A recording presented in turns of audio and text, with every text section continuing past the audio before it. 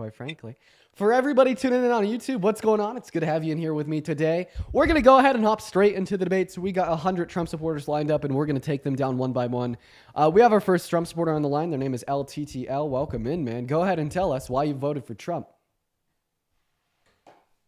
Yes, sir. I voted for him on the tariff side of things. I like his tariffs, but for a different reason than a lot of other people like.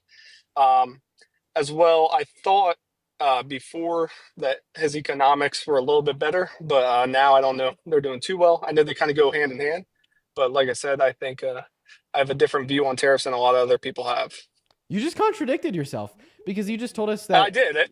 So you just told Yes, us that sir. you liked Yeah. his tariffs, which is economic policy, and then you went on to tell us that you're now doubting hmm his economic policy, which is his tariffs. So you're basically telling us that you liked him for. Oh, wait, are you saying that you regret your vote for Trump? Not necessarily, not yet. Not yet. Okay, real quick. What is a tariff?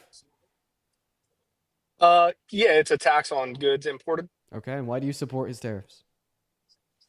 Yeah, so like I said, it's for a different reason. So, I mean, the longevity plan, like the long-term plan, I guess a lot of people are saying it will bring jobs to America. Do you disagree with that?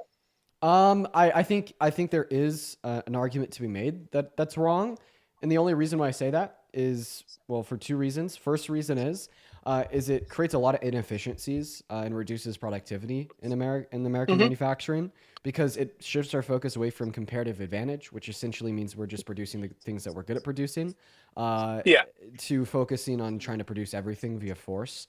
Not to mention that these tariffs have also decreased consumer confidence in the market, which means people are spending less money, which is, kind of handed to America barreling towards a recession. The Atlanta Fed, before Donald Trump imposed his tariffs, projected a 4% growth in the American GDP in the first financial quarter of 2025. Now they're projecting a 3% recess. And then we also have Goldman Sachs increasing the probability of a recession in the near American future. So for those two reasons, it is foregoing any level of comparative advantage and forces our producers to make things they're not good at making. It causes inflation and it reduces consumer confidence. I think that in the long term, it could actually reduce jobs in American markets. interesting. Okay, yeah, I mean, I'm on the other side. And out of curiosity, do you know anyone else that has ever tried this kind of tariff plan? I cannot actually put my name on any of them, so I don't really Yeah, know. before 1920, America only operated off of tariffs, and tariffs have Okay. been imposed by administrations. Since like for instance, under Donald Trump's first term, he imposed tariffs on China. What did that lead hmm to? A reduction in U.S. agricultural exports because it started a trade war with China and bankrupted Right. American farmers. And it was actually so bad that he had to bail them out with a near $30 billion bill through Congress called the Farm Bill. Gotcha. Okay, so no, I was just saying, like in recent years, like this big of tariffs. I know you said that Trump did in his first year with China. Now, that's kind of my question. I mean, like, I'm big on like protecting the kids and everything. Do you think it would be beneficial? And I know it sounds On crazy. protecting the I know. I kids? see your eyes. Yeah, yes, sir. So let me explain. So, do you think in like the perfect world, he puts a tariffs? Do they hurt the economy for a little bit? Sure. That's why I'm not on the side of the economic plans. But say in 3, 4 years, it brings more jobs to America. That would definitely. Oh, you're lagging bad, man. I don't want to call like what it is, but the child work laws in China, like, 'cause there's a lot of that going on right now. Do you not agree with that? Like, if it brought more jobs to America, would it help lower from a lot of different countries as far as those child labor laws or whatever you want to call them? But I think you So know what I I'm trying to get actually, at. so I actually think that we should tariff the shit out of certain companies that employ hmm children. Okay, like and like violate what we would view as ethical standards for child employment. Right, All right, I think that we should tariff the shit out of companies that produce goods with the use of with the use of said means. And I don't right, really think anybody would disagree with that. But right. I also think that would mean tariffing the shit out of some goods produced in Florida. And that doesn't speak for 99% of the tariffs that Donald Trump is implementing. I mean, he's not implemented his blanket tariffs with an intention to reduce the sustainability of the American economy on goods produced by children. Like, for instance, Canada, for instance, has better labor laws as it would apply to everybody, including children, than America. Why is he Right. tariffed them? Yeah, no, I know that's not his intent, but I was just asking, do you think that would be some good that could come out of it? MC, thank you so much for the $16 and the 66 cents over on Venmo. Thank you so much for the love, MC. Well, we already had tariffs imposed on China under Donald Trump's first term and under Biden and Harris, so this wouldn't be an additional good reaped by his new policies as tariffs have already existed.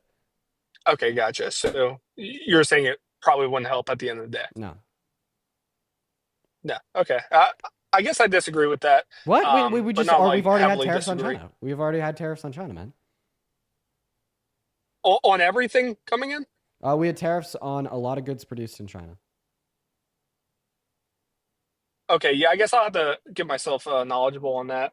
But yeah, I guess I like your idea of just tariff and the shit out of the people that Wait, do. so I But just want isn't to that clarify. Can I is that ask you a question real quick? yes, sir, go ahead. If you care about like ethical like standards for the treatment of children, how come you support Donald Hmm. Trump? He wants to ethnically cleanse 2.1 million Palestinians off the Gaza Strip, forcefully evicting them from their home and relocating them to countries such as Egypt and Jordan, which would include the forceful expulsion and violation of human rights of Palestinian children. And he said that? Yeah.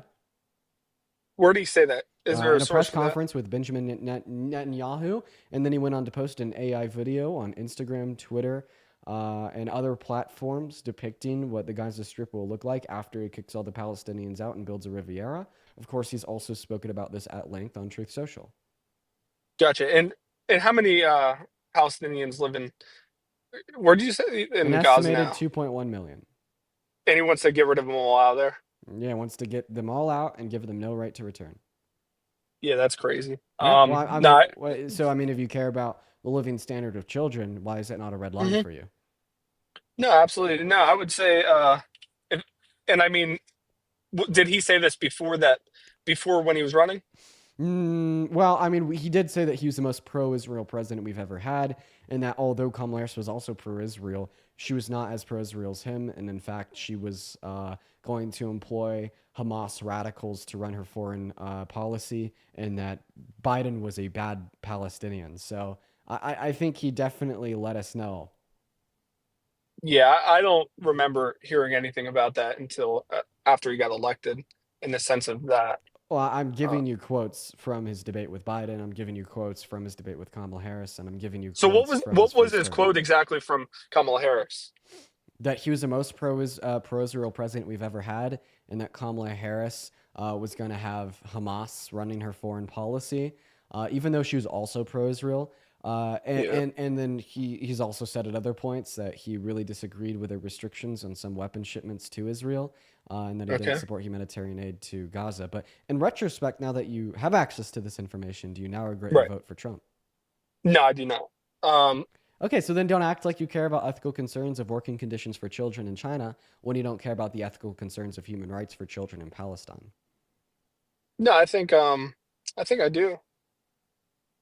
Okay, so then what was Kamala Harris going to do that was significantly worse than the violation of 2.1 million individuals' human rights living on the Gaza Strip? I mean that was not something until after he got elected. Like he didn't say, "I'm going I to get know, rid but of I'm two." asking you now in retrospect if you regret if you regret Oh, your I vote see and what you you're drop saying. your support. So if I mean, but what still was yet you Kamala don't. looking So to then do? Colin to Israel and Palestine. Yes, yes, sir. Yeah, she was going to continue the same pro-Israel agenda that was present under the Biden-Harris administration, which I disagree with. However, when comparing her position to Trump's, Trump's was significantly worse. Okay, so and what was their stance on it? I guess for Israel and Palestine. Yeah, some humanitarian aid to Gaza, with a lot of support to Israel, but with some limits on big weapon shipments and really heavy Right. bombs. Okay, and what do you think about that? You said you don't agree with it. No, I don't agree with any pro-Israel policy. But Donald Trump was significantly more pro-Israel than her. So in what way was Kamala Harris worse than Donald Trump? I mean, I guess we couldn't see. I guess she could say whatever she wants, and she's going to do whatever she wants, just like Trump did as well. So I mean, there's always that flip side. Is if she was in office, she could have became a lot more pro-Israel. I mean, they both said things on stage that they It's probably didn't actually mean, or it's likely that she would have become more pro-Palestinian because of a growing virtue of growing pro-Palestinian virtues on the left. yeah. I I would mean, argue that a shift more towards the left was likely after her inauguration. But I just want to clarify: do you have any reason why he was a better presidential candidate compared to her? yeah. I think.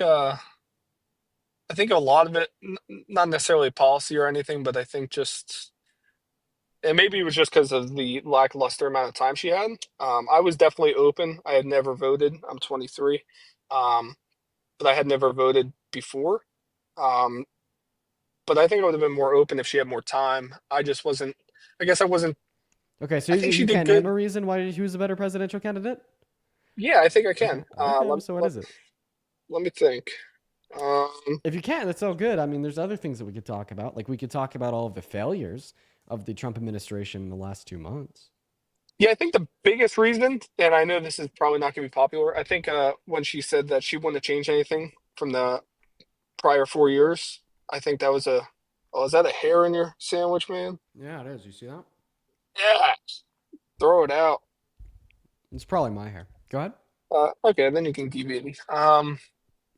Yeah, I guess when she said she wouldn't change anything from the past 4 years under the Biden administration, I guess that kind of threw a curveball, as it did, I guess, for a lot of other American Okay, voters. what was your least favorite Biden Harris policy? Um,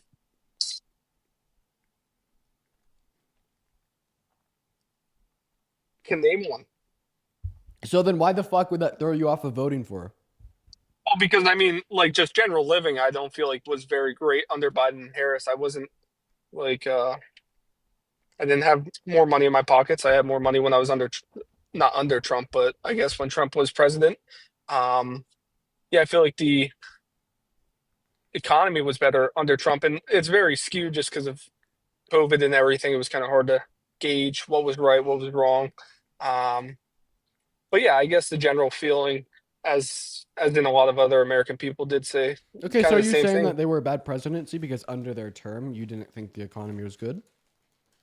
No, I wouldn't say it was bad presidency. I Okay, think, so then what's the blame on the Biden Harris administration? Like when we're going to be evaluating her statement, oh, I wouldn't change anything from the Biden Harris administration.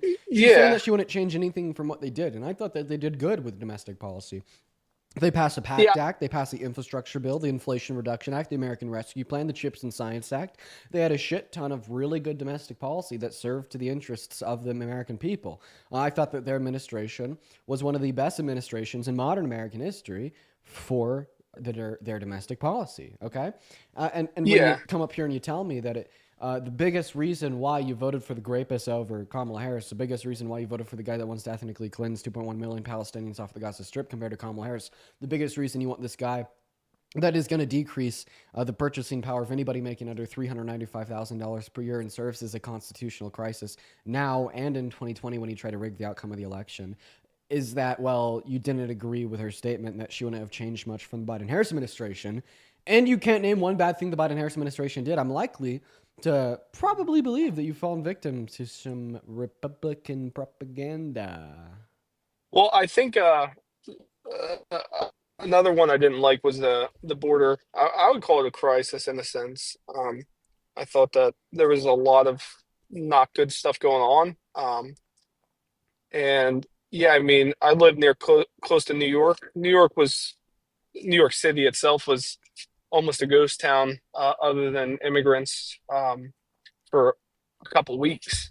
They were in the streets fighting over Okay, clothing. name one bad immigration policy the Biden Harris administration passed, or like one bad move they made insofar as rescinding policy passed by Trump. Well, no, I think the just opening the borders in the sense How'd they open was that? bad. I can't name How'd the they open the policy borders? directly. Well, I mean, just I feel like they lessened security at the borders. How? What security There did they was lessen? the borders were just less secure. I mean, there was What did they the do to make them less tons more secure? people coming in. What? Yeah, what was less secure specifically? What did they do to make it less secure?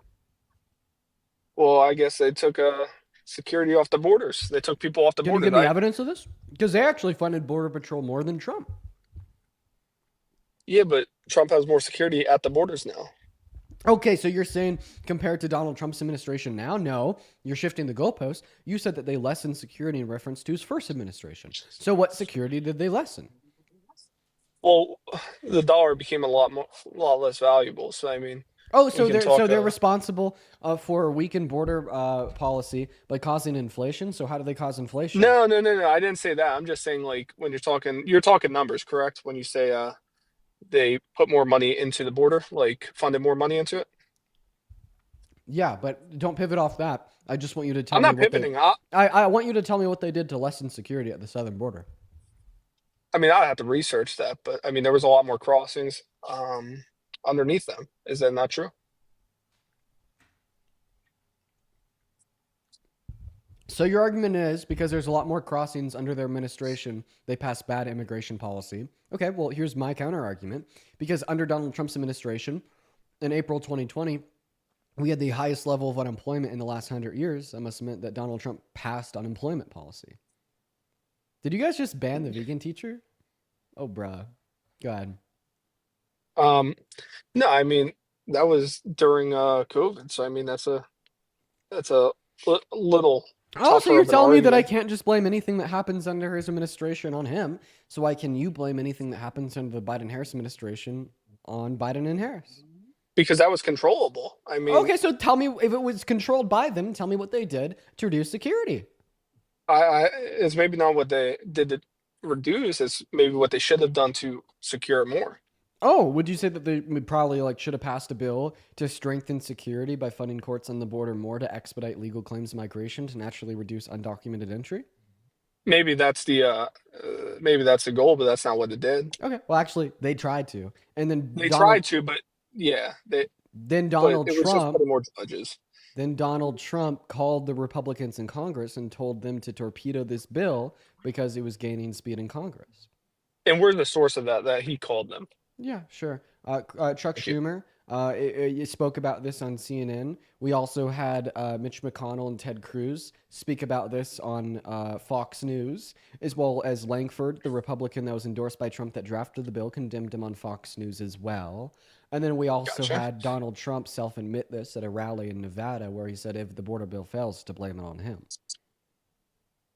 Gotcha. So I mean, I guess you do you think that in direct correlation to the bill, it would reduce crossings? Oh, to actually absolutely reduce undocumented entry into America. What do you think is the root cause of undocumented migration into our country? I mean, if the border's left open, then it's just Answer my question. What is the root cause of undocumented migration into our country? obviously not being able to get through the legal system fast enough. Yeah, exactly. Really slow, bad legal system. So the only way to reduce undocumented migration in the long term is to expedite the legal processes of migration, which is something that the bipartisan border bill would have done in some sense or another. It was a Yeah, step I in the right mean, direction. Therefore, Donald Trump torpedoing that under the Biden-Harris administration impacted their ability to effectively reduce undocumented migration in the long term, while he was actively advocating for it, partaking in actions that led to more undocumented migration in the long term. so wouldn't we be in the same? We would agree on that. That We would agree both that parties. Donald Trump actively advocated for more undocumented migration. We would. No, no, no. I'm No, okay. Well, asking. that's exactly what happened when he torpedoed the bipartisan border bill. Well, There would have see, been but less undocumented migration in the long term if it was passed. He said no. I don't want it I to don't pass think. because See, the I don't think Democrats will that's look true. good. I don't think that's true. I mean, Whoa, wait! You don't think that making the legal systems of migration faster and how less much faster? expensive Do would you know how reduce many? undocumented migration at all? How many? I mean, maybe very small percentage, but like, how many more judges were they Oh, going to okay. hire? So then you'd agree with me that Donald Trump advocated for undocumented migration to go up in the long term, even if it was just by a very small percentage. No, not if you offset it by putting No, more security at the no, borders. no, no, no, no. So he didn't advocate for that when he overturned the bipartisan border bill. No, sir, because I mean, Dude, you're when Biden unreal. was in, Dude, honestly, at this point, I don't even want to have continued conversation with you if you're going to be so dishonest. no, I'm not being dishonest. I'm just saying there's always the other story to it. I mean, when Biden was in office, Okay, what's the you other could story? pay. What was the justification for torpedoing the bipartisan border bill? Okay, we can agree on that. It could have helped very little. I think it could have helped very little. I Okay, think there should be can you name one policy that Donald Trump has implemented or wants to implement or has ever implemented to reduce no, undocumented no, migration in the long I term? cannot. I Okay, so then cannot. you'd agree that the Biden-Harris administration was more effective than Trump at reducing undocumented migration into America in the long term. In the very long term, maybe. Not for the short term. Why the fuck does the short term matter? Okay, because the short term fixes, like deploying the National Guard to the border or like illegally striking down asylum cases, that's just putting a band aid on a 4-inch incision. It does nothing to fix the real issues. Same reason for the tariffs. I mean, it's a short-term problem if it possibly produces more jobs. And yeah, Wait, I you mean, agree with in the things long that term, wait, you agree with things that help the American economy? yeah, I would say So then you yes. disagree with mass deportation because that hurts the American economy and actually offering all Mm, undocumented migrants in America that have not committed violent crimes a pathway to residency or citizenship would help the American economy. In fact, it'd help the American economy more than tariffs. Undocumented migrants right now pay $100 billion per taxes a year. They're productive providers. They work hmm. millions of jobs across our country to reindustrialize the manufacturing sector. While also, migrants as a whole are projected to add $1.7 trillion to the American GDP in the course of the next 10 years. And if we were to offer them a pathway to residency or citizenship, they'd have more bargaining power, which means they'd be getting paid higher wages at the same jobs they're working now, meaning they'd be paying more in taxes, spending more in our economy to increase GDP growth, even more than they already do. So, in other Yes, sir. words, That's in a mass perfect amnesty world. is better for the manufacturing sector of Mm, America and the American economy as a whole than tariffs are. no, in a perfect world, sure, but I mean, No, they're that's in this also world. I just gave you facts from this world, sir. Don't try to pull that bullshit on me. no. I'm not pulling any bullshit on you. I'm just saying that Undocumented that's migrants not. pay $100 billion in taxes in this y- world. Yes, that is true, but it also doesn't mean that they're going to get paid higher because there's a lot of undocumented migrants that are getting paid very unlivable wages. Like, Why do undocumented migrants get lower wages compared to U.S. citizens for the same job? me personally, what I would say is because the Americans don't want to work that job. I don't think it's No, fair at I'm all. saying like the Americans that do work the same job, undocumented migrants get lower wages than them. Why? What job is that? Any job. It's just it's a common fact that undocumented migrants have lower wages on average compared to citizens. Where is that source? I don't agree with that. What? I'm giving you a Republican argument right now. No, I don't Sure, I care if mean, it's Republican, sure. I Democrat. could give you a source. That's fine. Yeah, please do. Yeah, like I don't care if it's Democrat or Republican. I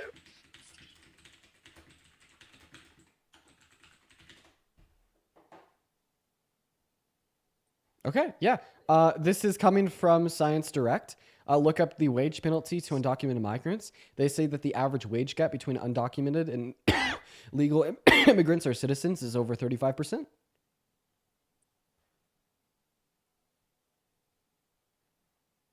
and that's coming from who? Science Direct. Also Is from that EcnoFact, from Brookings, from scholars at Harvard, from the Committee on Education and the Workforce, from like the House and the Senate and our government. It's coming from the Center for American Progress. yeah? I don't know why that's the case. I don't like I said. I I don't do. know why. I do. Why is that? It's because they have less bargaining power compared to citizens because they don't have a legal status in America. Okay, Unions exist to give people more bargaining power against their employer to achieve better benefits or higher wages. More right. bargaining Okay, power equals higher wages. So if we were okay. to give this a very productive demographic of America already, undocumented migrants, a pathway to residency or citizenship, that's also giving them a pathway to more bargaining power, which means they'll be more productive than they already are today if we give them that pathway, meaning that mass deportation hurts the economy. Meanwhile, mass amnesty helps the economy even more than they already are right now. Boom. Look at that. All of a sudden, you are either an anti-American traitor if you support mass deportation, or you do place the interests of America first as well as everybody in it by supporting mass amnesty. Yeah, I'm just Boom. talking about like I'm saying unlivable wages. I'm saying not paying taxes, and they're getting paid by typically. Undocumented migrants pay taxes. I'm okay with Yes, I know conceding. they do. ITIN number. They pay I'm okay taxes. with conceding that they're probably less likely to compared to citizens. But Right. Yeah. So but once again, that the reason why like that is because they're undocumented. Mass amnesty fixes that too. yes, but how do you get that? Like, is it just by hiring more judges? You think that would definitely, I guess, like, is that Wait, how would mass amnesty be pulled off? yeah. Oh yeah, by like having like buildings in every city saying undocumented migrants come here, we will give you citizenship for free. Huh. It'd I actually mean, be easier to pull off than mass deportation because there's millions of undocumented migrants in America. Are they cooperative and willing to be deported? right. Now, No, I no. guess that, Would they be cooperative and willing to become a citizen? Yeah, so it's actually more practical and feasible than mass deportation. You're trying to get a got me moment here, and it's just not working because I don't agree with Trump on it. I don't agree with the Democratic Party. I don't Okay, think so so hiring. so you do disagree with mass deportation, and you rather agree with offering undocumented migrants a pathway to residency or citizenship? Absolutely, yes, absolutely. They're Okay, all right. Well, like, congrats, you're a leftist. no, I don't agree because the left didn't really do much of that, anyways. They hired That's they. why that's why I said leftist. Okay, I didn't. You're yeah. Congrats, you're further left than the Democrat Party. Yeah, so is that where you stand as well? Like, what's the fix to that then? Yeah, I If hold a position neither that's further left from party the is Democrat Party for sure. okay, so what's the fix to it then? Would you say a complete reform? Like, because The in a the the, perfect Demo- world, the sure, you just Democrat hire more judges. the Democrat Party is closer to what I would perceive as the best possible immigration policy than the Republican Party. The Republican Party right now is advocating for no reform in the legal means of entry into our country to make them safer and faster, as well as they want to deport every undocumented migrant in America. Meanwhile, the left is advocating for some reform to expedite the legal means of entry into America. And Biden did try to do mass amnesty for some migrants, as well as he approved work visas for over 538 undocumented migrants in America, 1,000 undocumented migrants in America, meaning that he's closer to these goals ideologically speaking. When we're voting for a presidential candidate, we want to run a comparative advantage to see which candidate is closer to our ideals. In this sense, Okay. Democratic candidates are closer to the ideal that we share of mass amnesty over mass deportation than Republican candidates. However, on a political spectrum, this belief would actually fall farther left than the DNC. So you just went from being a Trump supporter to being farther left than the DNC. So you don't agree on that topic? I mean, you don't agree that that's a fair thing to disagree with one party? I mean, we disagree with both parties. Well, I just think it's like Why'd funny, you vote for Kamala? you told me that you voted for Trump because of immigration, and now you're just trying to No, convince me that I immigration did is. not say that. I did So not why are say we that. talking about immigration at all? Oh wait, I remember why we're talking about immigration. You told me that you And the didn't vote border for Kamala crossings. Harris because of the immigration policy under the Biden-Harris administration, and now I've No, I just said because perfectly of the border described to you. crossings. Oh, Border okay. And crossings. which you then blamed on the immigration policy of Biden and Harris. I didn't blame it on the immigration Okay, policy. so I then just why did you said not vote for Harris? there's other reasons. Wait. Why was immigration a reason you did not vote for Harris? Because of the open border. I think there should be a Wait, very why do fair you way. blame the open border in the last 4 years of quote unquote open border on Kamala Harris? Because it was very easy to just pay the schmortel to get you over, and there was no What? scarce of you could pay the. I don't want to say the word. I don't want to get you kicked off or anything, What but does the this have to do with Kamala Harris and why you blame it on her? well, I blame it on the Biden Why? administration. Uh, because that. Let me think of why I blame it on them. Right? Let me. Probably should have done that already, but it's okay. Well, no, we were talking the whole time. I Yeah, can't think and talk like you. makes sense, Not as man. I good get as it. you. I get it. Yeah, I apologize. I'm not No, I as appreciate high you. tech. God. Hey, how about why Um, you think I'm going to thank a couple donors? Brianna, thank you yeah. so much for the $10 over on Venmo. I do really appreciate you for the love, Brianna. Everybody, please show some love to Brianna in the chat. Then also Janine with the $7 on Venmo saying that you're awesome. You're awesome, Janine. Then Max with the $7.77. Thank you so much, Max. Why aren't more Dims lining up to follow Brooker's lead? I actually did see some Dims speaking in Congress saying that they would. I really hope that they do. Ken, thank you for the $20 over on Venmo. Thank you so much for the love, Ken. Everybody, please show some love to Ken down below in that comment section. Thank you. Oscar with the $11.11. Huge shout out to Oscar. Says, I wish I could spawn Uncrustables too. Dude, I'd be spawning these in right and left. In fact, I have another bite left. Jesse, thank you for the $10 over on Venmo to buy food without hair in it. He put food in quotation marks. You fucking silly goose. Thanks for the $10, Jesse. Chelsea with the 20, and then MSC with the $16.66. You are phenomenal. I'd also like to thank Amber with the $10, Amber with another 5, so Amber with a 20, then Amber with a 2, then Alexia with a 5 over on YouTube Super Chat. Huge shout out to Amber and Alexia. Then Summer with a 5 over on PayPal. I appreciate everyone so much for the donations. You guys are awesome. Somebody in my YouTube comment section just said, it's wild to pay this loser. Get fucked. Go ahead. Whoa. All right. I got my thought in my head. I think the problem was with the quote unquote open borders. I don't want to call it open borders. I'm gonna just call it open borders for the talking talking point. I think it was because of the incentives of getting here, even if you were illegal. There was no incentive of getting here legally if you were going to get money if you came illegally. Yeah, what federal programs gave undocumented immigrants money? I mean, there was housing. There was a lot of different things. No, there wasn't. I mean, I don't know if we're just running off of different networks, but if you watched Wait, like, what housing was given to undocumented migrants? What? I mean, there was entire hotels that were just Oh, like the Roosevelt Hotel in New York? I couldn't tell you exactly which one, but You're I watched confused. it. You're confusing asylum seekers for undocumented immigrants. Yes, The but it was individuals that got like benefits that you're referencing are legal immigrants. because of asylum. Yes, asylum is a legal documented process of migration. They get No, benefits, I'm and I just, think they should. yeah, I agree. I 100% agree. I think I don't think it was all asylum Yeah, it was. seekers. It I mean, was. It if was wrong. Wrong. Sorry. I'm where's the sorry for. source I'm of so that? sorry for cutting you off. Wait. No, Where? you're okay. Where's it? Where's the source on that? Yeah. I mean, do I want to just explain to you like logically how this would work, or do I Yes, want to give please, you a please, source? Wait. please do. No. No. Boo. Because I'm just denying the claim that you're making. You give me a source that it benefited undocumented immigrants. Whoa. Okay. Ah ha Yeah, ha.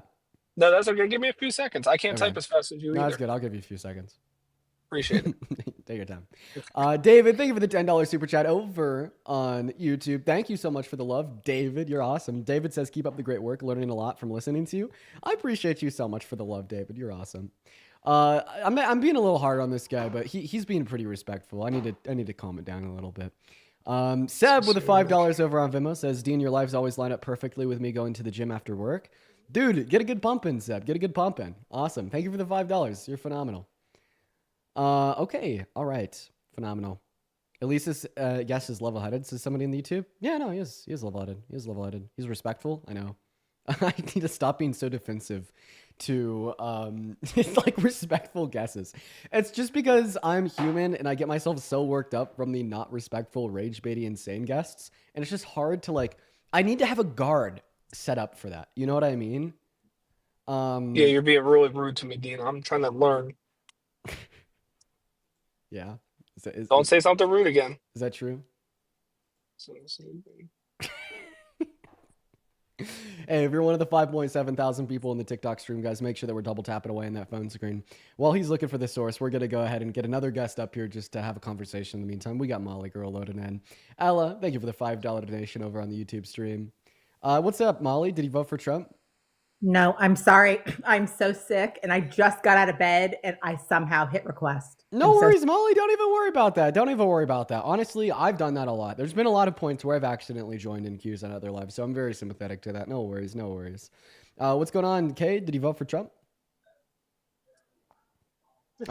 Okay. Oh wait, Kay is here. Kay, hop back in the queue if you voted for Trump. I kicked you because you didn't like speak for the first 3 seconds. I'm so sorry. We're gonna move on to the next guest. We got Jaker loading up at the queue. Oh, this dude has like a huge fucking fish in his profile picture. He's definitely a Trump supporter. Yo, Jaker, I got a question for you, bud. What's up? Are you single? I am not. Well, when you were single, did you have that picture of you and that big old fish on your Tinder profile? No, actually, that happened while I was in a relationship. Oh, okay. All right. Did you vote for Trump? Actually, I couldn't vote for Trump. I was stationed overseas at the time. Well, do you support the Trump administration? Yes. All right, go ahead and tell me why. Uh, Mostly, I always look at it that kind of affects me, which is the military side of things. Um, I guess the way that I've always looked at it with the Biden administration was, oh God, sorry, I'm in Korea. It's 5:30 in the morning. Well, man. Uh, God, I was about to bring up a point. I can't remember. No, dude, all good, man. If you have a point, feel free to bring it up. If you don't, I don't mind moving on to the next guest. It's up to you, though. Oh, yeah, the Afghanistan pullout. That was Oh, something I did want to talk about. okay, let's talk about it. What are your thoughts? I thought personally, I thought it was poorly done. Wait. You're active duty, so you're actually breaking federal law by like endorsing a political candidate or political party as an active duty service troop. I just want to let you know before we get into discussion. I feel like there should be informed consent there. I'm not endorsing a political candidate. I'm endorsing the current president of the United States. So no, it's not against anything. Real quick. If we have any scholars in the chat, just confirm or deny that. But go ahead and continue to speak. I just seriously, I just want to make sure that you're aware of federal law. I'm just trying to do something nice. Well, so even if it's the current president of the United States? I'm not. I thought it was only during you might be right. You actually might be right. It's in accordance with the Hatch Act. I don't know. Do you want to like put some time into reading it, or do you just want to take the gamble? Yeah, I mean, you can. I gotta look it up now. I don't know. Let's see. I found my source. I found it, Dean. I found it, Dean. Don't you worry, buddy. I got it.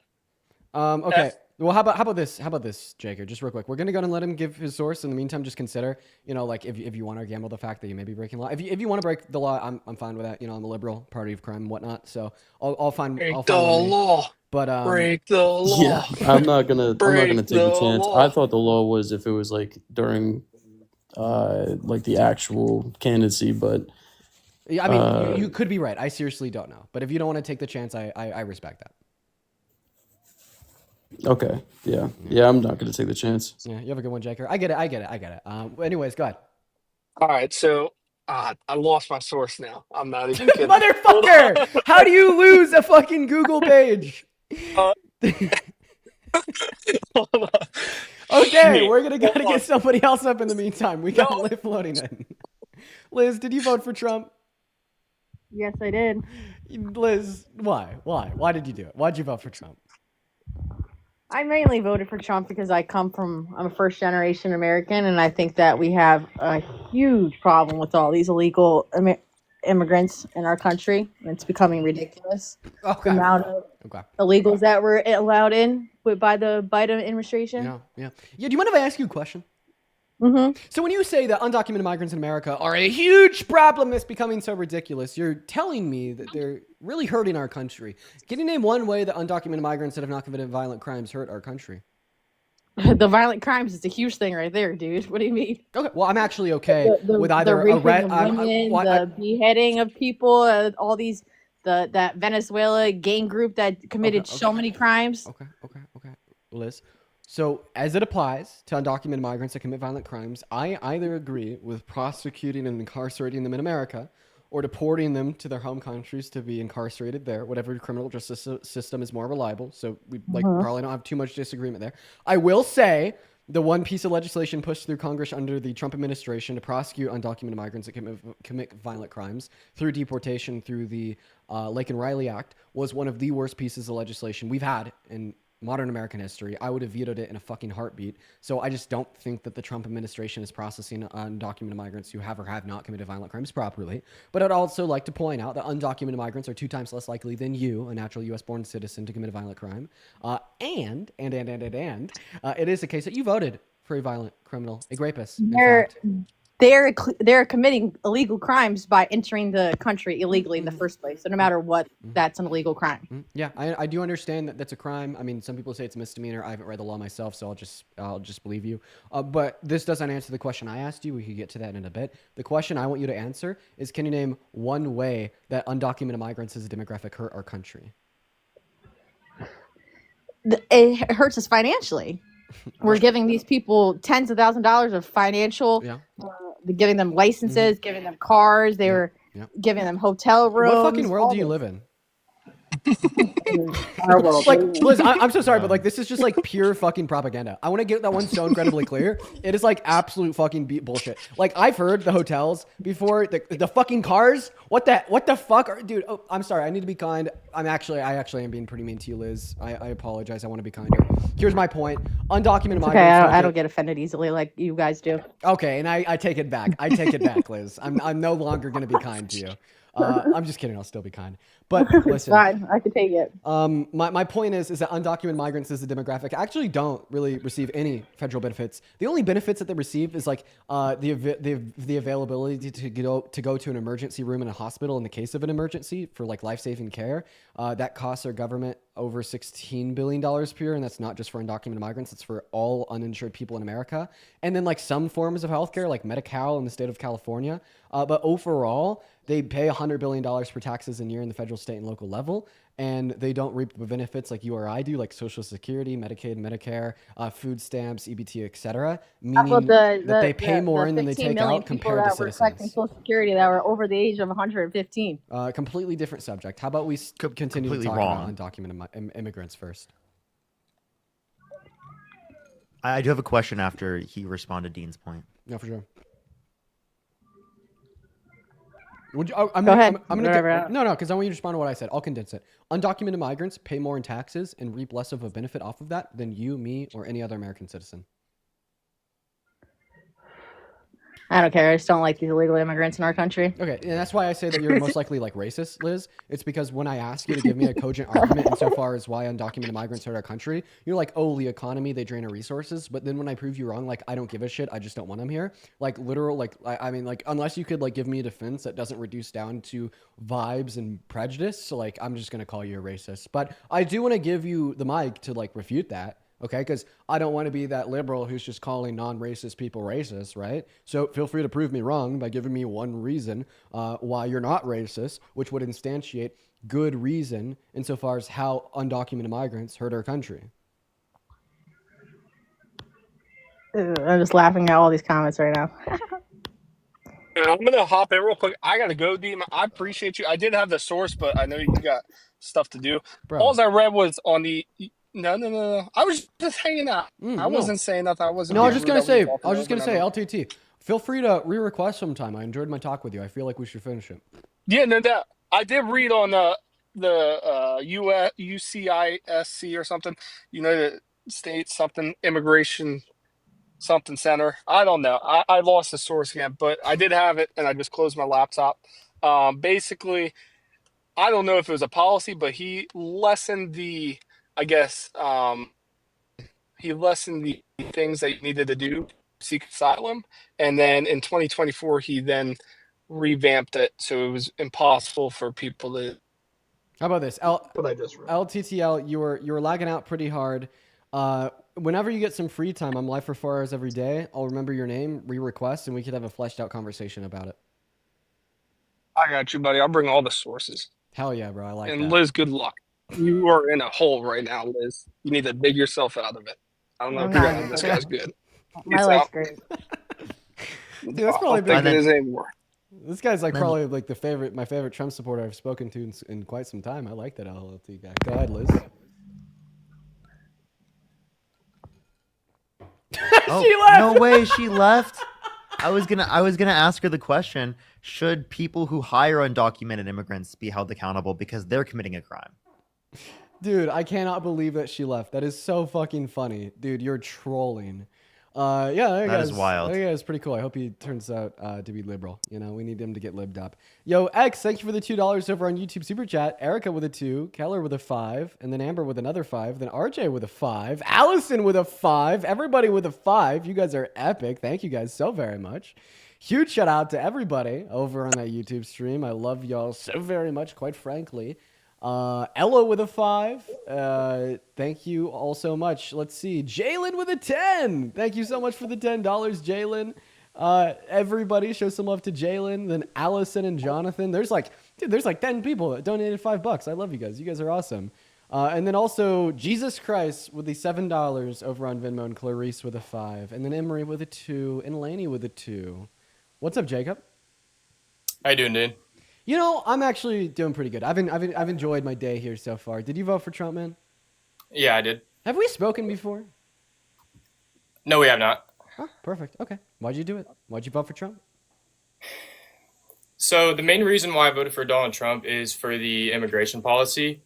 When it actually comes to the tariff policy, I don't necessarily support it. I'm very neutral on that. Mm-hmm. Because I do think that some targeted tariffs are beneficial to the country. I think his broad tariffs aren't beneficial because it kind of puts tariffs on industries that aren't beneficial to the economy of the United States.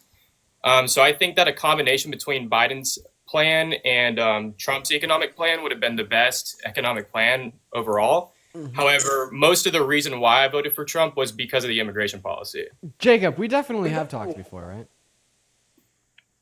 How do you know, bro? It was one time. I just have a unusually good memory.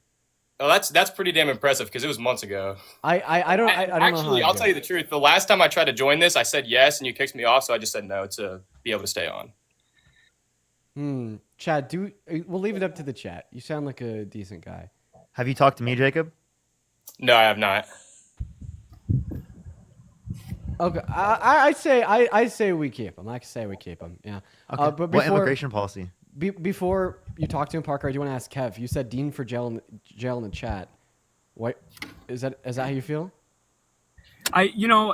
After listening to Democrats all the time, it just Oh, it just you're not a it's troll. the demons in you guys. It just Oh, he's not a troll. it's I don't think Kev's a troll. Oh wow, no, Parker. Kev, I thought Dean, that. you both talked to me before. I just it's not against you particularly, Dean or Parker, but the Democrats that deserve jail time, like Cory Booker. They're the worst of the worst, man. He's literally on the floor for like 20 hours filibustering. And the guy's the worst. This is What? beyond politics. What did This he is do? good What did he versus do that was evil. bad? And What did Cory Booker do that was bad? That's deserving of jail time. everything the Democrats stand for. Wait. is just- Why do is just I deserve to go to jail? disgusting and Name disturbing. one reason why I should be locked up. You support the people that are absolutely terrorizers in this USA. Who? They don't Who? like Who? USA. Who? They Who do I hate support? USA. Who do I support?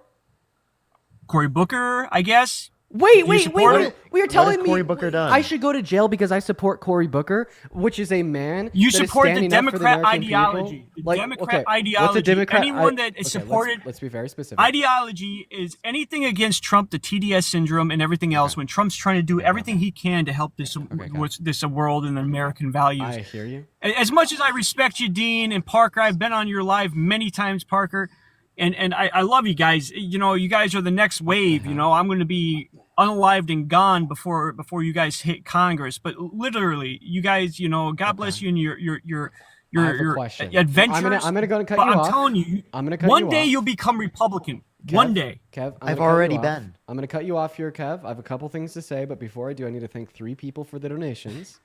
I'd really like to thank go ahead. Briar for the $20 super chat over on YouTube. 200W Briars. Briar says, feeling the need to be quirky and different. Let's go, Briar. I love you. Then also Alan with the $50 super chat over on YouTube. I had to thank you, Alan. That is so much. Holy shit. Thank you, Alan. Alan says, how do you get to be so wise at 20 years old? Honestly, I don't think I'm wise.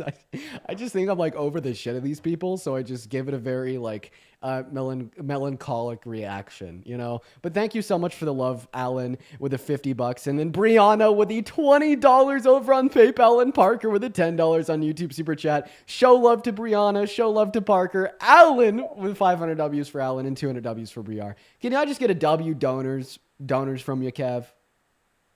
Can you say God W? bless you. Can you say God bless Alan? Thank you for the eight thingamabobbers. What I got. Space Cat. Nice, Kev. Nice. Okay, so anyways, you think that me, Parker, Cory Booker, we should all be in jail for supporting these terrible Democratic ideologies? Absolutely. And the reason that they're so Well, bad I'm is not because they saying you perpetuate and like the people. they go perpetuate ahead. like TDS, this Trump derangement syndrome, when in all reality, Donald Trump is just trying to do everything he can to save America and preserve high quality of life for everybody in our country. You're fucking wrong, and that's bullshit, and that is propaganda, sir. No, I love you when you said that. I'm going to play back that right there, and it's saying that you agree Actually, with me. Kev, what specifically has Cory Booker done that you disagree with? Anything to screw with the Republican agenda. Anything to That's screw what- with the Republican agenda.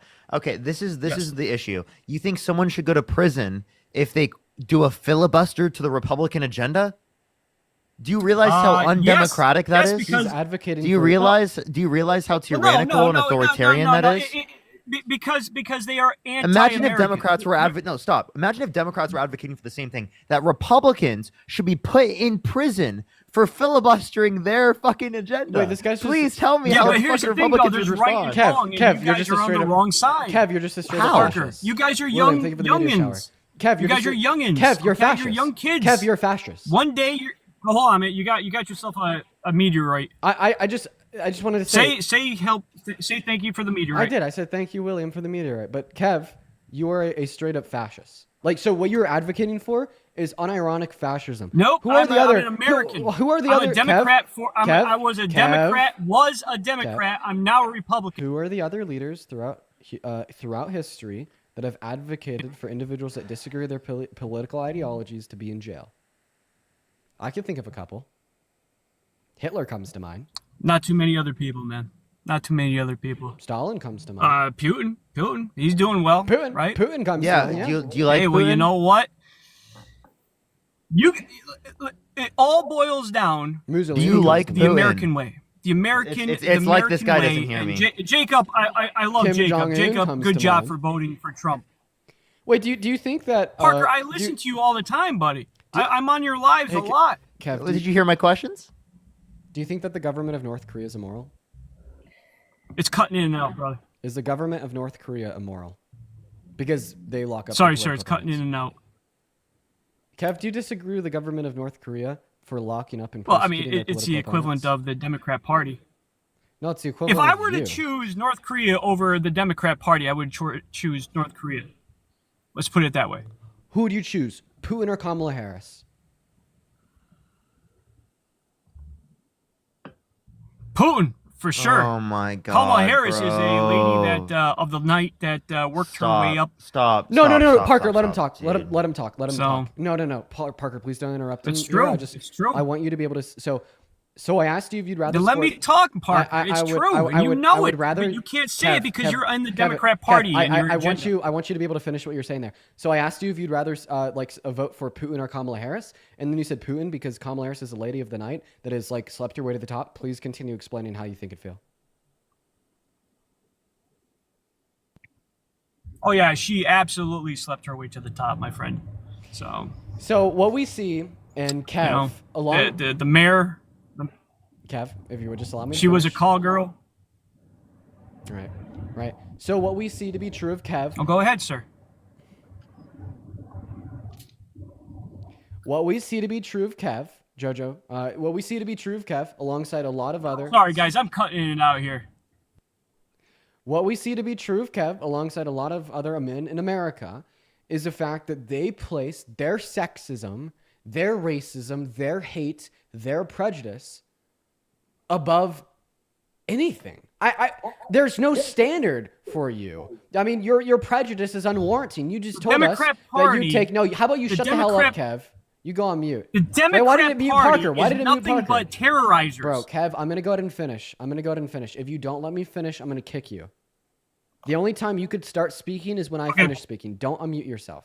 So what Kev straight up just told us is that his prejudice, his hate, his bigotry, and his sexism is unfucking warranting. If you're telling me that you would genuinely take Putin, the dictator, the fascist that has killed, ethnically cleansed, and displaced hundreds of thousands of Ukrainians and prosecuted own Russian citizens if they're gay, if they're trans, that has killed and poisoned his political opponents and held on to power for the last 20 to 30 years. If you're telling me that you take him over Kamala Harris because you think that Kamala Harris slept her way to the top, not only are you a sexist pig, but you're incoherent as fucking shit. I mean, like, I seriously don't see the distinction between you and a third Thank you, grader sir, so when very we're much, speaking kid. about the rational states that go through the brain of a third grader. If Thank you. anything, I might be dissing on third graders. Thank you, sir, so very much for that. No one can hear him. You, He's muted. your Whatever, it's fine. Democrat Party terrorizes people. Like, Kev, I want you to like explicitly tell us what you think is terrorizing to the people.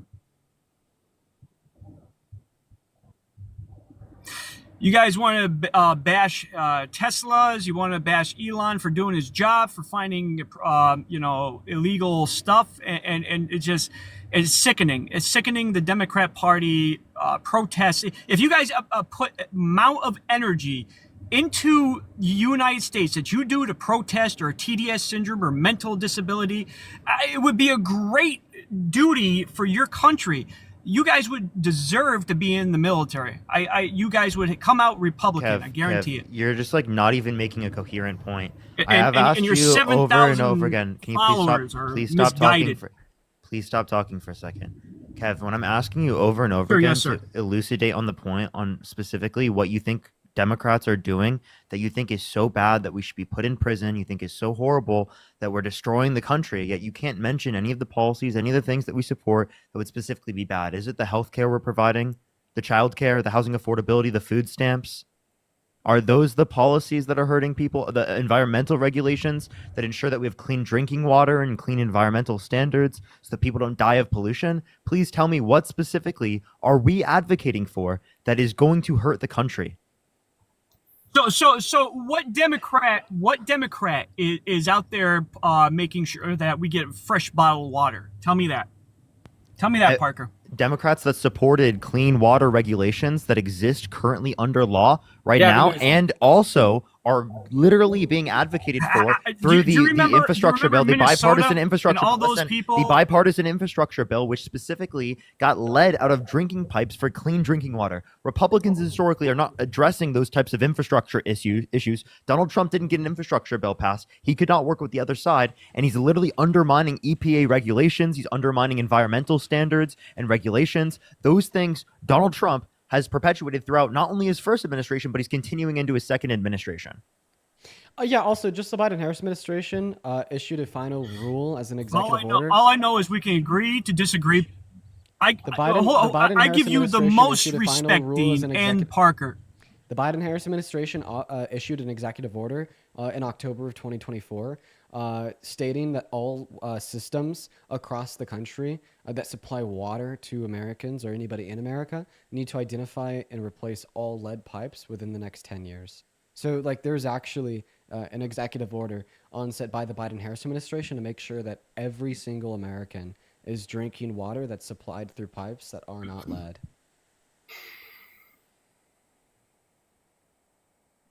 And that's on top of pipes that they replaced with the $1 trillion in funding under the infrastructure bill. Good on Would you be able to name one of these really bad bills that the Biden-Harris administration passed? Because, listen, man, if you're saying that Democrats are this and that and they all need to be imprisoned for being traitors and harmful and violent, I'm going to go ahead and assume that, you know, the big two Democrats, Biden and Harris, over the last 4 years did something bad. So what was one bad domestic policy they passed?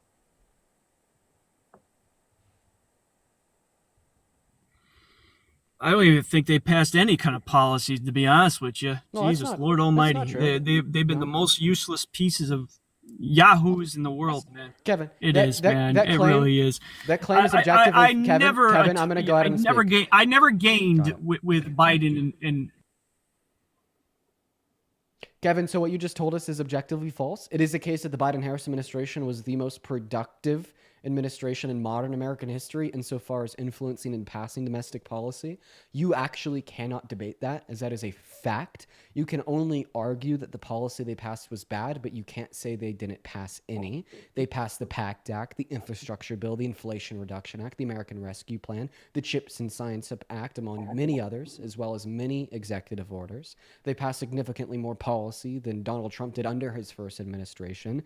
So, Kev, facts matter, and the fact of the matter is they passed the most domestic policy out of any modern American history in a 4-year time span.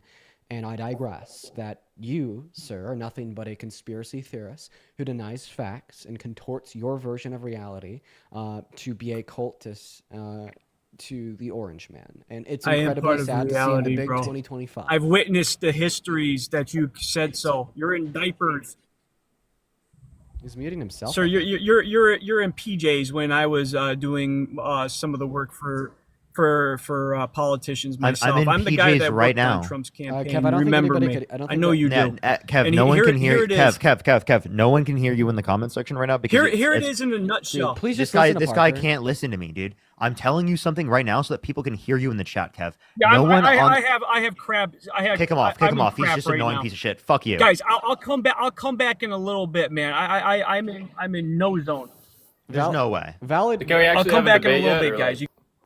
Valid crash out, because you were just trying to tell him how he could be heard by the chat over here on TikTok, and he was just like not willing to even listen to that. That's pretty crazy. It's actually annoying. Valid crash out. By the way, I would like to say, if you're watching on TikTok right now, if my stream gets taken down, head over to YouTube, link in bio. But I will also say, if you'd like to support me, you can find my Venmo and the PayPal in the link tree in my bio, where you could support me. I get 100% of the proceeds. I could give you a shout out with your name as well as an attached message that I'll read off. You could also find the Venmo and the PayPal and the link message over on YouTube, as well as you can support through Super Chat. But anyways, Jacob, take it away. Tell Parker why you voted for Trump. But before you do, I really got to thank Lulu for the $20 Super Chat over on YouTube. Thank you, Lulu. Lulu says, for the anime rivals debate we got yesterday, Naruto a friendship. I appreciate you for the $20, Lulu. You're awesome. Huge shout out to Lulu. But take it away, Jacob. Go ahead and tell Parker why you voted for Trump. I think that you told us that you wanted to start with immigration policy, so take it away. Yeah, so I was going to first off say, like, when it comes to like the economic policy, I think prioritizing like protecting U.S. industries with tariffs, like Trump's approach with that regard is stronger. But with Biden's approach of like government investment and incentives for long-term industrial growth, that was also very effective. So I think that there's a good medium between the Republican and Democratic Party between this the economy, like a hybrid approach with strategic tariffs and industrial investment. That's actually the Democratic position. What's that? That's actually the Democratic position. Is that they agreed with targeted tariffs, right? And then they wanted to increase domestic manufacturing in the United States through things like the Chips and Science Act. If targeted tariffs are actually a Democratic a Democrat standpoint, then I guess you could say that. I thought it was more of an independent standpoint, but I'll move on to the immigration because this is where I kind of lean Republican. So under Biden, he ended the Remain in Mexico policy, which was in 2021. His policy forced asylum seekers to wait in Mexico. Well, Trump's policy actually forced asylum seekers to wait in Mexico while their claims are processed, of which Biden ended, and it led to more migrants to cross. He limited Title 42 expulsions, of which it had a brief spike as migrants. Can we stop on the first one? Can we stop on the first one with the Remain in Mexico? Because the Remain in Mexico portion you're referencing is applicable to the asylum process, and applicable to the asylum process, are you saying that you want people who literally are seeking asylum from Mexico to be staying in Mexico while they seek asylum? I wouldn't say that. It's just that the fact that we have such a broken asylum seeker, our asylum seeker system is broken now because of Biden, because of all the immigrants that have crossed the border. So otherwise, I would agree with you on that point. But as we could see, that obviously didn't work because we have over 2 million cases pending, which makes it literally impossible to process cases quickly. Like literally all the immigration courts are backlogged. No, wait, the reason why they're backlogged is because Donald Trump called for people in Congress to undermine a bipartisan border bill that would have increased the amount of immigration judges. It would have limited the amount of people who can be encountered at the border. And it would have also built more of the wall than Trump ever built under his administration. So that was a conservative leaning border bill that Donald Trump called for people in Congress to undermine, which would have addressed the concerns that you're acknowledging right here. But that's the problem. Donald Trump didn't care about that. But Parker, you're disregarding the amount of border crossings there were, but prior to that bill. That bill was introduced in like the third year of Biden's term, and that was. And wait, do you mean the wait? Hold up. Do you mean the Remain in Mexico? Not Remain in Mexico. Or are you referencing the bipartisan border bill? The bipartisan border bill was never passed. Right, but I'm saying that was near the end of Biden's term, and at that point, the situation was still at large, and that wouldn't have just fixed it. You can't the problem that I see. A year and a half before the end of his term. The problem that I see with the liberal standpoint of this is you guys disregard the amount of border crossings there were in the initial, and then you try to flip it on us and blame the Republican Party for not passing the bipartisan border bill, of which the bipartisan border bill had $20 billion allocated to the border, and all the other money allocated to external things like Ukraine and other things like that. So if you want to completely focus on the border bill itself, then you could at that point you could reference the standalone border bill. And once you reference the standalone border bill, that just turns into politics at that point, because at that point the border situation was already at large, and that's pretty much just the liberals trying to take a initiative towards fixing it, but at that point it was already too far gone. So it's like that bill, even if it was passed, it wouldn't have really saved much. That's just not true, right? That's like almost 2 years ago at this point that you would have had a border bill done that would have been in effect still to now, which we do not have a border bill to that degree that would have affected that. Secondly, if you want to reference this in terms of the funding of the bill, you said like the 80-20 split. What you're not recognizing is that the bill was separated between the solo border bill and the foreign provisions for appropriations for funding, right? And the appropriations passed whereas the border bill alone did not pass. Okay, so Donald Trump was specifically trying to limit the border contents of the bill, not the aid funding. Well, from my perspective, from what I see of that is, I think that it was mostly just playing politics when it comes to the standalone border bill, and I think that's a big reason of why it didn't get passed, because I think that Republicans thought that liberals were trying to take a credibility for protection of the U.S. border whenever it actually was mishandled in the first place. And let me ask you this question. So if the border bill was so important and it should have been passed, like I'm gonna you guys hop in here push- when I get a chance. I Wait, just want to so put like that out there. so if it was that important, then why did Biden overturn all of Trump's prior border legislation? Why are you guys pushing that bill so hard whenever all Biden had to do is just leave it alone? That's not at all. Okay. Good. So, Jacob, you seem to be very confused about the immigration policy that we've seen set forth by liberals and the immigration policy that we've seen set forth by MAGA and Trump. So, the first thing that I want to acknowledge is that Donald Trump, since 2015 until today, has never done so much as spoken into a mic on a podium about a long-term solution to reduce undocumented migration into America. Not once, okay? The root cause of undocumented migration into America is neglected and slow legal means of entry into our country. There has never been one time where he's went in front of a mic and said, we need to make the legal means of entry into our country better.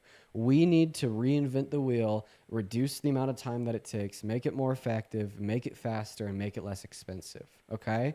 And that would be the only way to effectively reduce undocumented migration in the long term, okay? And the reason why me, Parker, and other liberals will talk about this bipartisan border bill under the Biden-Harris administration so much is because that is the first piece of legislation in Congress since, as far as my knowledge goes, the beginning of Donald Trump's first term to, in some sense, expedite the legal means of entry into our country, in which Donald Trump then responded to by telling Republicans to vote against it. And you cannot blame that on the pork in the bill because they didn't vote against the pork. They're funding for the other countries. In fact, they still fucking passed it. This is why I think Kamala Harris was better for immigration compared to Donald Trump, because she at least had some sense of a long-term solution to reduce undocumented migration. Meanwhile, Donald Trump still has none, not to mention my vehement hate for mass deportation. It is bad in every single conceivable sense. It's bad for the undocumented migrants. It's bad for our citizens. It's bad for qualities of life. It's bad for government revenue. It's bad for GDP growth. It's bad for the labor force. It's bad for the prosperity of the American economy. And that is why I say that Donald Trump is so terrible for immigration. So I understand your point on that, but when it comes to the Biden and Harris administration, they mishandled the means of people coming into this country easier. It was exponential. Like we have backlogged immigration courts, like I said prior, and asylum laws allow many migrants to stay like while waiting for hearings, even if they don't qualify. So like we basically have everything backlogged up to this point to where it's like they failed so miserably. I'd way rather. Wait, you think that they caused a backlog? I would way rather support a candidate that prioritizes the U.S. citizens and security rather than one that mishandled it. No, wait, well, I want to clarify, because he doesn't have a long-term solution to reduce undocumented entry into our country. He is not prioritizing the security of American citizens, nor is he prioritizing neither is he prioritizing the economic safety of American citizens. Is his plan for mass deportation actively hurts the economic safety not only of Americans, but as a country as a whole. Not to mention, you said that the Biden-Harris administration was culpable for backlogs in our asylum processes, culpable for backlogs in the legal means of entry into our country. That's a fucking lie. Stop spreading propaganda on my live. That's not propaganda. It is absolutely propaganda. Why do you think that the systems... One moment, Jacob. I'm still speaking. Why do you think the systems of asylum and legal entry into America were backlogged at the beginning of the Biden-Harris administration? I mean, whenever you have 10 million border crossings, then yeah, absolutely, that's going to happen. I mean, we had 2 million cases pending. Answer my question. Why was there so many cases pending and backlogged in the first 2 years of the Biden-Harris administration? Because of the amount of people that came in. And why were there so many people that came in or wanted to come into our country in the first 2 years of the Biden-Harris administration? So I will give you this. I know what you're trying to get into is the humanitarian crisis whenever it comes to like Latin America and other things like that. There are external factors that have to do with it. Here's what it was caused by. Here's what it was caused by. COVID and Title 42. COVID destroyed economies south of America much more than the American economy. Title 42 prevented the entry of anybody south of America from entering into our country for 2 years. What did that lead to? Systems that were stacked and backlogged with so many fucking people. And the day that bill expired, they all began pouring into the systems of entry, which they wanted. Okay? And so when you tell me that Biden and Harris are responsible for that, you are lying. The only thing that the Biden-Harris administration could have done in response to the fact that individuals had backlogged entry into America was to try to expedite those court processes by hiring more judges and funding more to the southern border. What did they try to do? Exactly fucking that. That is exactly what they tried to do. When did they try to do that? So this bill hit the floor of Congress in 2023. It began getting drafted in late 2021 by Langford and Chris Murphy. When did Biden get in office? The reason why, in January of 2021, this begun getting drafted in late 2021. Why did it take so long? That's quick. That's a 6-month turnaround to the date when it begun getting drafted. And the reason why it took so long to hit the floor of the House was because the border and border security is an incredibly partisan issue, and it was hard to get Republicans and Democrats to come together. But I just love the fact that you will continue to ignore the fact that the only reason that bill didn't get passed and we didn't have expedited means of entry into our country, which has led to longer lines and more undocumented entry into America, is because Donald Trump torpedoed that piece of legislation, and seemingly you don't give a shit. If you want to critique the only person that had involved themselves with immigration in the last 4.5 years in a negative manner, you must critique Donald Trump. He is the only person that has actively made bad decisions to make the processes of immigration into America worse and to cause more undocumented entry in the long term. Also, remain in Mexico, right? 2019, he signed it through an executive order. It's an executive order. He could have done it day one. Why did he wait multiple years to implement the remain in Mexico policy if you think that is exactly how you fix the border? He knew it day one. He could have done it day one. Say that one more time. The remain in Mexico border policy that you were perpetuating is such a great thing, an incredible policy. It's an executive order. Donald Trump could have done it the first day of office. Why did he wait until 2019? Probably because there wasn't a border problem at the beginning of his term. There wasn't. He ran on the border being an issue. What are you talking about? Well, it wasn't nearly as much of a problem as it was later on. Oh, so it got worse under his administration. It wasn't a problem when he first got into office, and by the time he left office, it was a problem. Is that your view? Is it Donald Trump that made the problem? No, it was not Donald Trump that made the problem. He was the one that actually fixed the problem. So so there was a pre-existing problem. So why didn't he do it day one? How many people came into the country under Donald Trump? Complete pivot from what I just said. Complete pivot from what I just said. Why didn't he do it day one? Was it necessary? I'm asking you. Why didn't he do it day one? Well, if we look at how many border crossings there were in the beginning of his term, you'll see that there's not that many, which means that he probably had a lot of. Okay, so there were a lot in 2019 when he implemented it, and that's why he had to implement it then. So why were there not many when he first got in office, and then there were a lot when he had to implement remain in Mexico? So it wasn't an issue, and then it was once he was president. Well, it's mostly external factors, but. Oh, okay. So then why don't you blame external factors for what happened under the Biden-Harris administration? Why do you blame the Biden-Harris administration? Why do you say, why didn't they do this right away? When I said Biden, Dean said 6 months after they did it, right? So you can't compare the 2 years where Donald Trump could have done it on day one to the 6 months where they have to get it through legislation, and it relies on the legislative branch. It's not the executive branch that can just sign it through an executive order. Right, absolutely. But my point here is. What is your point? My point is you guys are pivoting just like I am, like you claim I am, because this is what you're saying. You're blaming most of the border crossings on COVID-19 and external factors, right? But you guys let me be extra clear. Wait. No, because you're misquoting me. Because you're not correctly representing my view. Why would I want to correctly represent? What are you talking about? Why would you want to correctly represent his view? You bad faith debater. What? What do you mean? You're like, why should I engage in good faith debate? Did you really just say that? No, I absolutely want to engage in good faith debate. I thought you meant something else. I thought you probably didn't misspeak. No, I was just saying that you didn't correctly represent my view. Okay, how did I do that? Yes, because you Or said how did I not do that? that I think that you said that I think that immigration, that COVID caused mass entry into our country. I think that COVID caused mass backlogging through the legal means of entry into our country.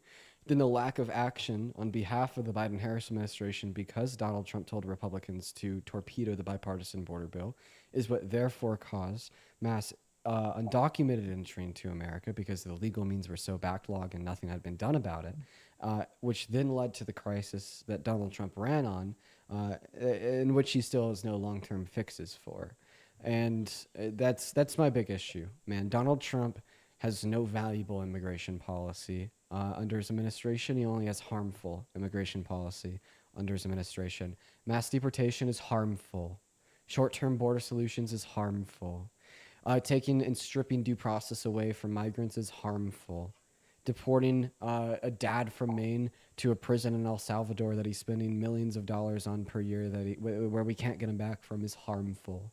Okay? All of his immigration policy is harmful, does nothing good for our country, and only makes his ignorant, prejudiced white supporters clap and jeer in their seats. That's all. So what's more harmful, not having a long-term plan on immigration or having 10 million border crossings? Well, Name one way that undocumented migrants in America hurt America. By getting paid under the table and not paying a fair share in taxes. Okay. Wait. Undocumented migrants. That's like the Jacob? easiest response. I literally have a friend that works in the construction. Look at Donald industry that Trump's works- fucking Wait, tax Parker. returns. Hold on, Parker. Let me finish. I literally have a friend that works in the construction industry that works alongside illegal immigrants, and they literally get paid under the table and do not pay taxes. A lot of them do. Hey, Jacob, you just made my argument stronger. Do you want to know why? Sure. Undocumented migrants today pay $100 billion in taxes per year. If you're saying that they're more likely to accept wages under the table because they don't have a documented status in America, well, what happens if we did give them a documented status in America through mass amnesty? So do you think we should just give it How to about them you on a shut gold the platter? fuck up, Jacob? Why are you... What, bro? Holy shit. Can you just not interrupt for like 30 seconds? Yes, sir. Go ahead. Jesus Christ. I apologize. So you're making my argument stronger. The reason you're making my argument stronger is because today, undocumented migrants pay $100 billion per year in taxes. You're arguing that they're much more likely than citizens to accept wages under the table and not pay taxes. So that means that if we give them residency or citizenship, they'll go from paying $100 billion per year in taxes to significantly more than $100 billion in taxes per year, because a lot of them, under the same material conditions they're in today, working the same jobs for the same employers they are today, will go from accepting wages under the table that they don't pay taxes on to accepting them over the table with their brand new SSN paying taxes to our government just like you and me. So here's the deal. That is why mass amnesty is significantly better than mass deportation. With one decision, one policy, with no material change in the state of any undocumented migrant in our country, apart from the fact that they now have legal residency, they go from paying $100 billion per year in taxes to more. So I don't necessarily support mass deportation. I think that's something that's not like the best way to handle it. However, do you think that it's fair to just give them everything on a silver platter whenever there's other people that have wanted to get into this country legally for years? How is it fair to them? Oh, you American dream. You give them believe all. in the American dream. You just give them all. You give all like the migrants that are coming into our country right now, as well as the undocumented migrants, this new expedited pathway to residency or citizenship. That's fair. Yeah, and you believe in the American dream. The American dream being that it's going to be better for our children in the future than it was for us. So obviously we want to make it better for Americans, right, if we can, right, for the future, even if Americans in the past didn't receive those same benefits. Then also, I just want to clarify, I'm okay with your usage of the term silver platter there. I think that citizenship should be on a silver platter for anybody that wants it, that hasn't had any prior violent offenses. I think that we should be marketing that to as many people as possible, to give it to as many people as possible. Anybody that wants it should be able to get it. It only strengthens our country.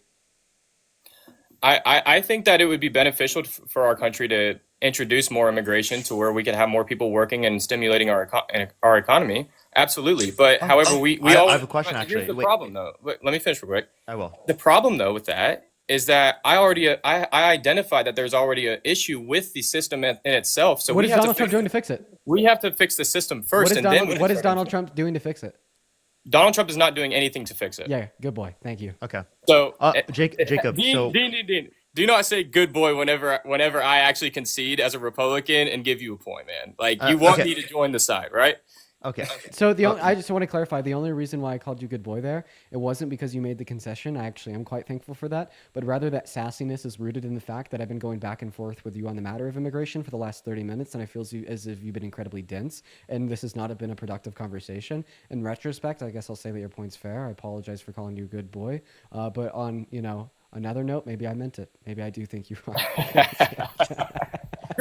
Okay, Jacob, would you be okay with 1 to 2% population growth per year? Absolutely, yeah, because our country. Okay, so then what's your issue with? Wait, so then what's your issue with 10 million people coming over 4 years? That's less than 1%. The lack of checks and balances between those people. I mean, you got like I said, I'm supportive of a system that actually makes it to where that it's doable. However, our system is already broken because of Biden and Harris. So you can't turn around and say, how is it broken? How is 10 million people broken if you said you were okay with 1 to 2% population growth per year? That's less than 1%. Parker, it's broken because of the asylum seekers system is broken right now. Wait, but how is that broken at that level? You said that. Wait, you just said because the amount of people that are let in. You have no issue with 10 million people coming over 4 years. You actually want more than that. I said that I don't have a specific number on how many people I want to come into the country, but I think it does stimulate economic growth if we do introduce people into the country. However, our asylum seeker system is broken, and we have a bunch of people on backlogs, which means that we have to fix. What are we looking for? Wait, Jacob, I have a question. What are we looking for when we have these backlogs?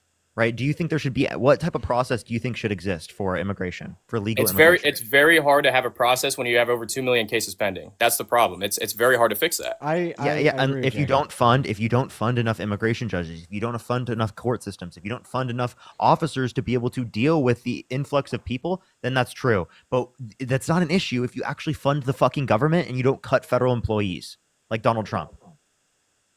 Oh yeah, I think that Elon.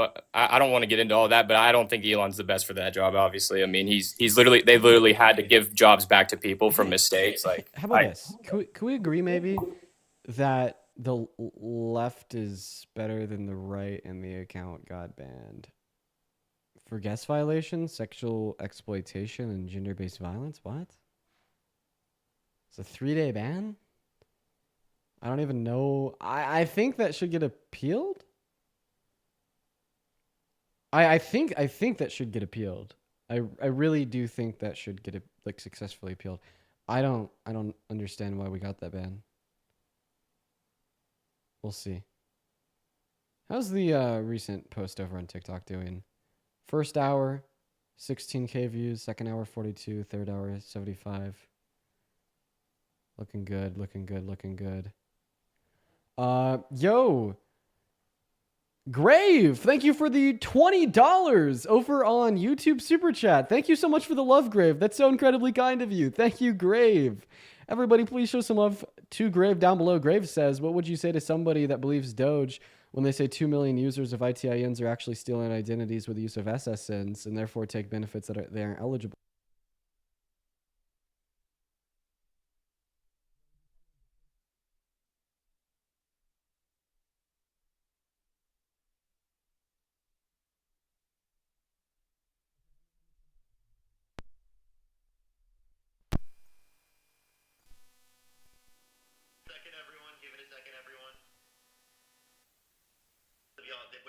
There we go. I'm sorry. Hey, for everybody on YouTube, I got a call from Parker. When I get a call from Parker, it cuts out. Oh, what's up, Parker?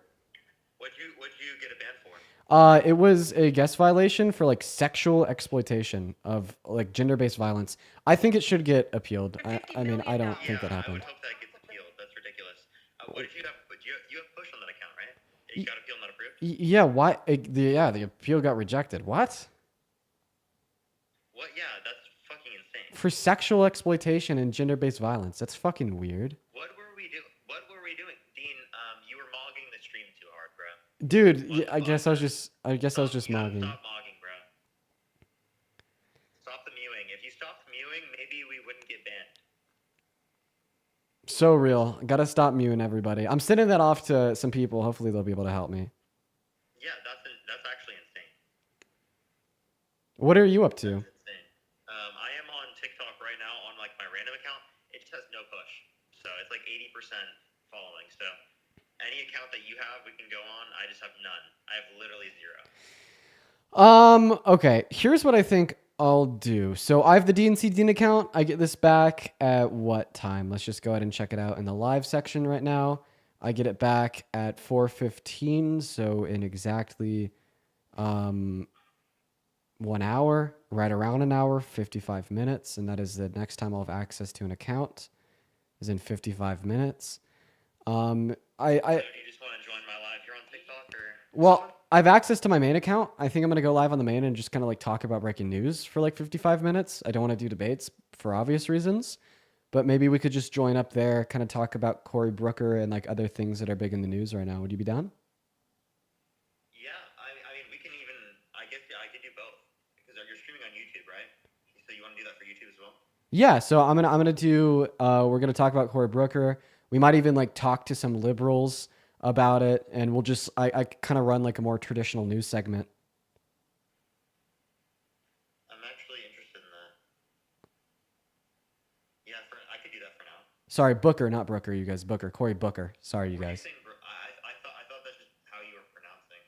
No, Booker. I didn't know you were saying Brooker. I was mispronouncing it. Yeah, that's crazy. That's crazy. Would you be down for that? Join up. We could do like a breaking news little segment. Yeah, what do y'all think? I mean, I think it's a great idea. What about you guys in the chat? What do y'all think? Talk about news. Talk about like what's going on in the news for around 50 minutes, and then get back into the debates. Go back to debates. People say they're down. Yeah. It seems like people are like down with it. Yeah. All right. So here's what. Hey everyone on the TikTok stream. I recommend you go over to my YouTube channel. I got like about 1,000 people on YouTube right now. I would really appreciate it if you went over to YouTube. Or come over to Dean's. Seriously, I get banned way less there. I actually have algorithms. You like it here more. W Dean's YouTube stream. It's so much better than TikTok right now. W Dean's YouTube stream. Right now in a very bad state. It could be related to the ban that's upcoming, but it's just horrible. I was actually thinking about making a video about how bad TikTok is. I might do that tomorrow while I'm like. Yeah. Yeah, no, good idea. But okay, all right. I'm gonna go live in the. I'll see you there. I'll join up. See you there. See you then. All right. W Dean's YouTube stream. Love you guys. Okay, here's something that we're gonna do before we go live over on TikTok. So if you're in the Discord, head over to the Discord. I'm just gonna make an entirely. Actually, we'll repurpose the lives channel for this in the Dean Discord. Send articles of things breaking in breaking news that you'd like me to kind of go over, talk about, give my thoughts on. Articles can be from like any reputable source, as long as we could talk about that. And yeah, we're going to go ahead and go live on the main account right now. I think I am just going to go ahead and make a quick mock graphic that literally just says like breaking news that I could put over my head so we could talk about it. If you would just give me 1 second here. I feel like I made one for the election.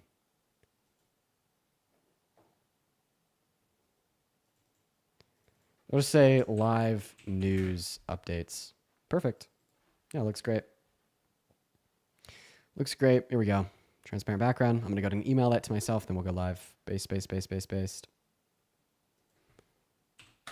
Mail.google.com. All right. How you guys doing over there in the Discord? You guys are sending the articles. That is great. All right. Gonna go ahead and send this over. We're gonna go live. Perfect. All right. I'm gonna go to plug my mic back into my phone.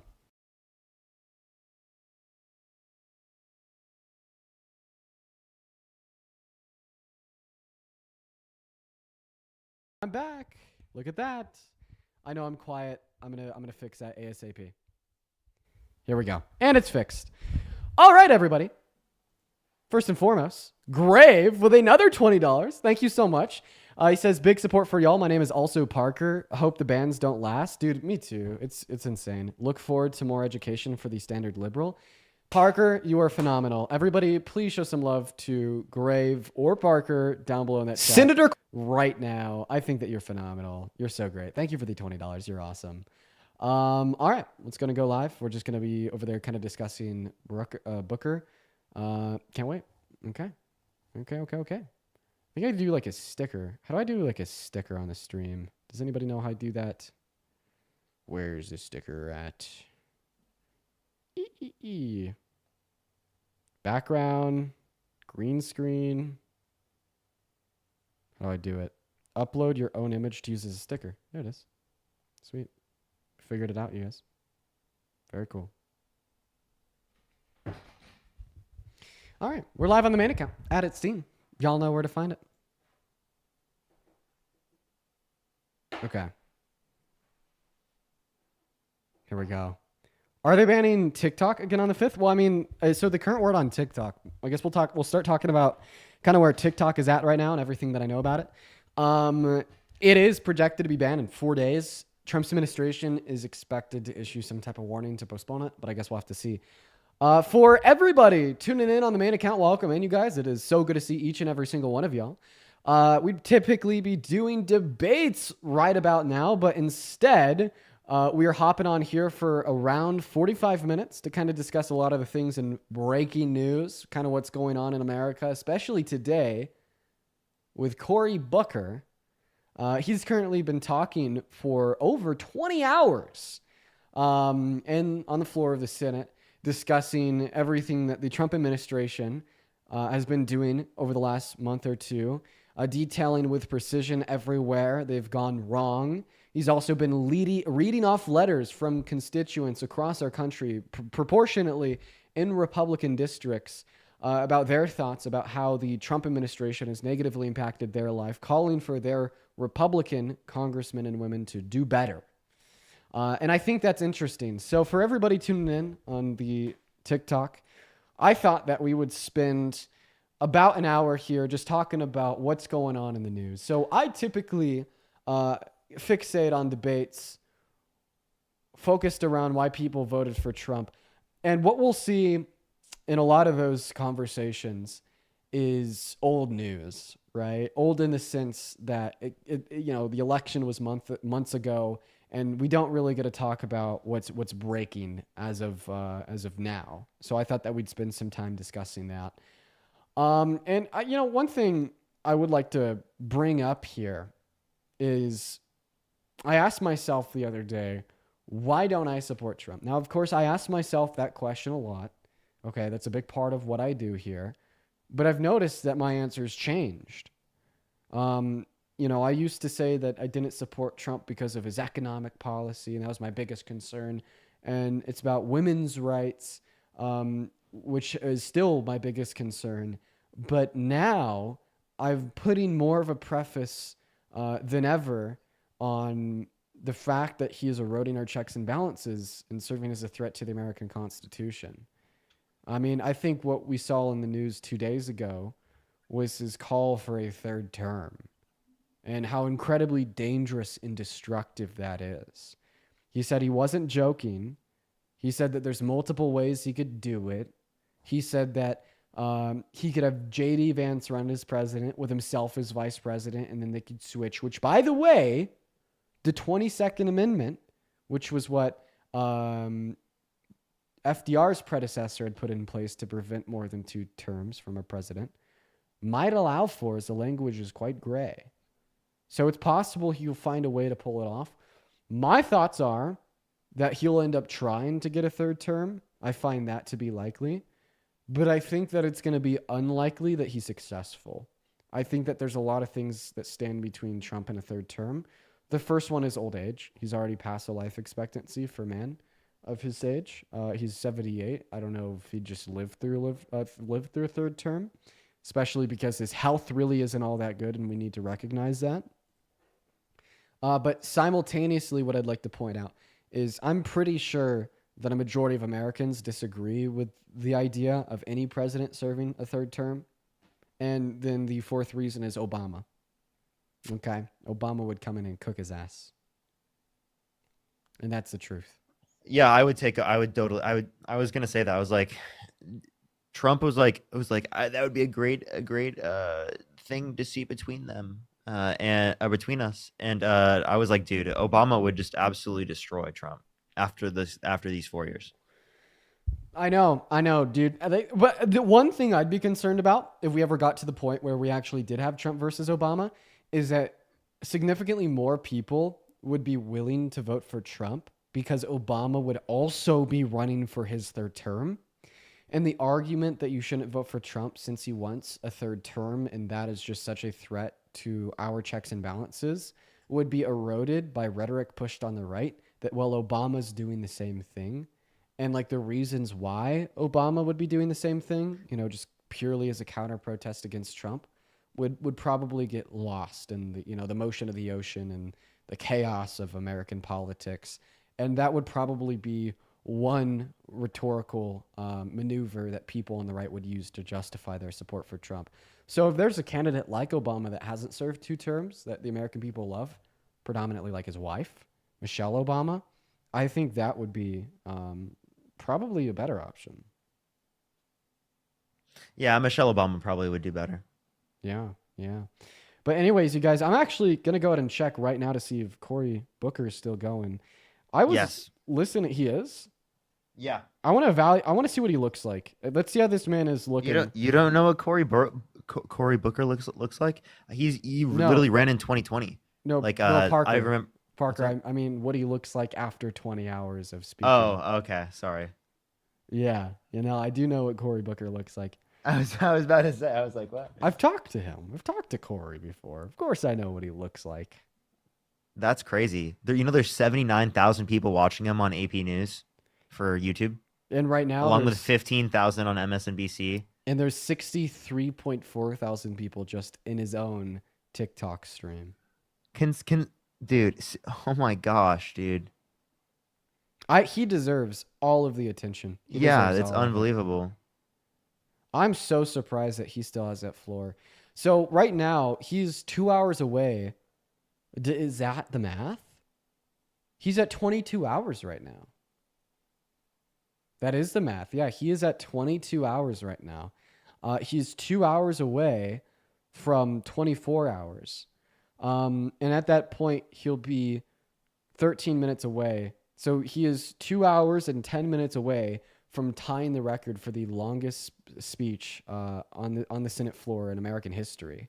Now, keep in mind that record was actually set by congressmen contesting the Civil Rights Act of 1953, 55, or 57. I forget the specific year. Yeah, that is an incredibly important landmark in U.S. history. That's why there's so much attention to this, especially because of this. Also, like the dedication that it takes to do 20 hours of speaking, of being involved, is unbelievable.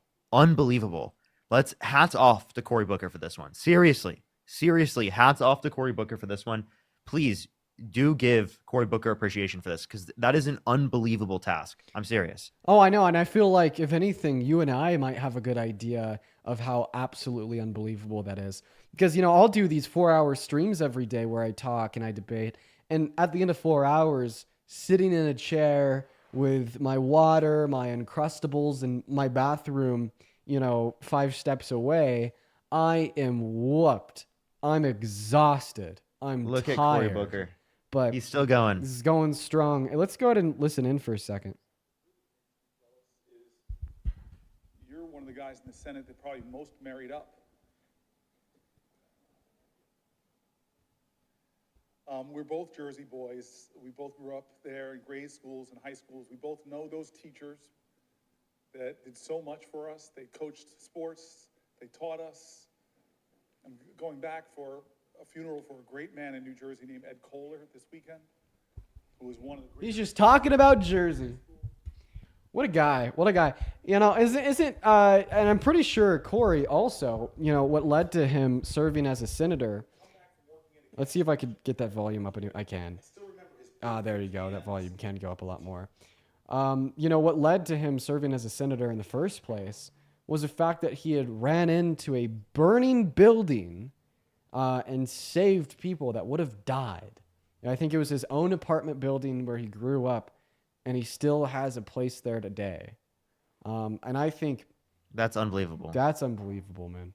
Dude is a legend. An absolute legend. Wait, is Cory Republican or Democrat? He is a Democrat senator from New Jersey. Somebody in the YouTube live just said, okay, so he's Jesus. I think that he is definitely a shining example right now for how Democrats should be responding to Donald Trump and his regime. Absolutely. One thing I'll say is obviously all the eyes in America right now are on him. He is going to leave this speech with so much notoriety, with so much praise, with so many people wanting a piece of him. It's going to be insane for his political career. And I think that's great. And the reason why I think that's great is because, well, let's face the facts, you guys. A lot of people in Congress are just trying to place themselves ahead. And if we could find a way to serve to that unfortunate interests of our congressmen and women, while also aiding and abetting and achieving the greater good, that's a good thing for the situation we're in as Americans. So hopefully this inspires a lot of other Democrats in Congress to step up, get in line right behind Booker, grandstand, filibuster, and speak for 20 hours to protest the tyranny of Trump's administration. Even if they just wouldn't do it for the greater good, do it for themselves. They'll get all the eyes in America on them. Let's just look at like what Cory Booker is doing for Democrats and for the message, while we look at like what someone like what Gavin Newsom is doing. What is Gavin Newsom doing? He's going on podcasts, creating podcasts with Charlie Kirk and not giving pushback to a lot of the very conservative opinions that Charlie Kirk espouses. You could watch that podcast. That's what Gavin Newsom's doing. He's placating to the right. What is Cory Booker doing? Cory Booker is fighting for Americans on, like literally within Congress right now, standing up for 20 plus fucking hours, advocating for human rights, giving like explanations of different types of events that people went through that were harmful and negatively impacted them in terms of abortion legislation. He's talked about plenty of different issues. He's brought incredible levels of attention to these issues, right? That's incredible, right? That's exactly what we want from someone who's running for president of the United States. And again, this is making history. This is arguably one of the biggest things to happen in 2025 right now. Like this is not a typical thing to happen, that there's that much media attention towards a single Democrat doing something like this. All right. Even from filibusters in the past, you didn't see this type of attention. So this is very important. I think it's important and it's history in the making. So we should acknowledge it as such. And also, like, I think it's going to be huge, like you said, for Cory Booker's career. I think that he could honestly, like, if he continues this up, could easily be a top nominee for president. Yeah, like I actually, agree. like, genuinely. I agree. You know, I think it was yesterday I was having a discussion with a Trump supporter, and they'd asked me, well, who am I gunning for in 2028? And, you know, we have ideas. People like AOC might end up being on the ballot. Pete Buttigieg, people like Gavin Newsom. But in a sense, you know, I kind of reiterated the sentiment of it's too early to tell, because there's still a lot of time for somebody like Cory Booker to make themselves known as a very serious candidate to fight against Trump's regime and get America back on track. That there's a lot of other people that could pop up in the next 3 years. And I think that today proves that. Cory Booker today has proved himself to the American people as somebody that is willing to set aside all of his immediate self-interests. It's against your self-interest to be standing for 20 hours. It's against your self-interest to be speaking for 20 hours. It's against your self-interests to not eat or use a bathroom for 20 hours for the greater good. And he could be a very serious contender in 2028. Wait, they can't use the bathroom? I'm pretty sure they can use the bathroom. I'm not quite sure on that. Are they allowed to use? I'm pretty sure they're allowed to use the bathroom, right? I think I saw on under the desk news from V that they can't.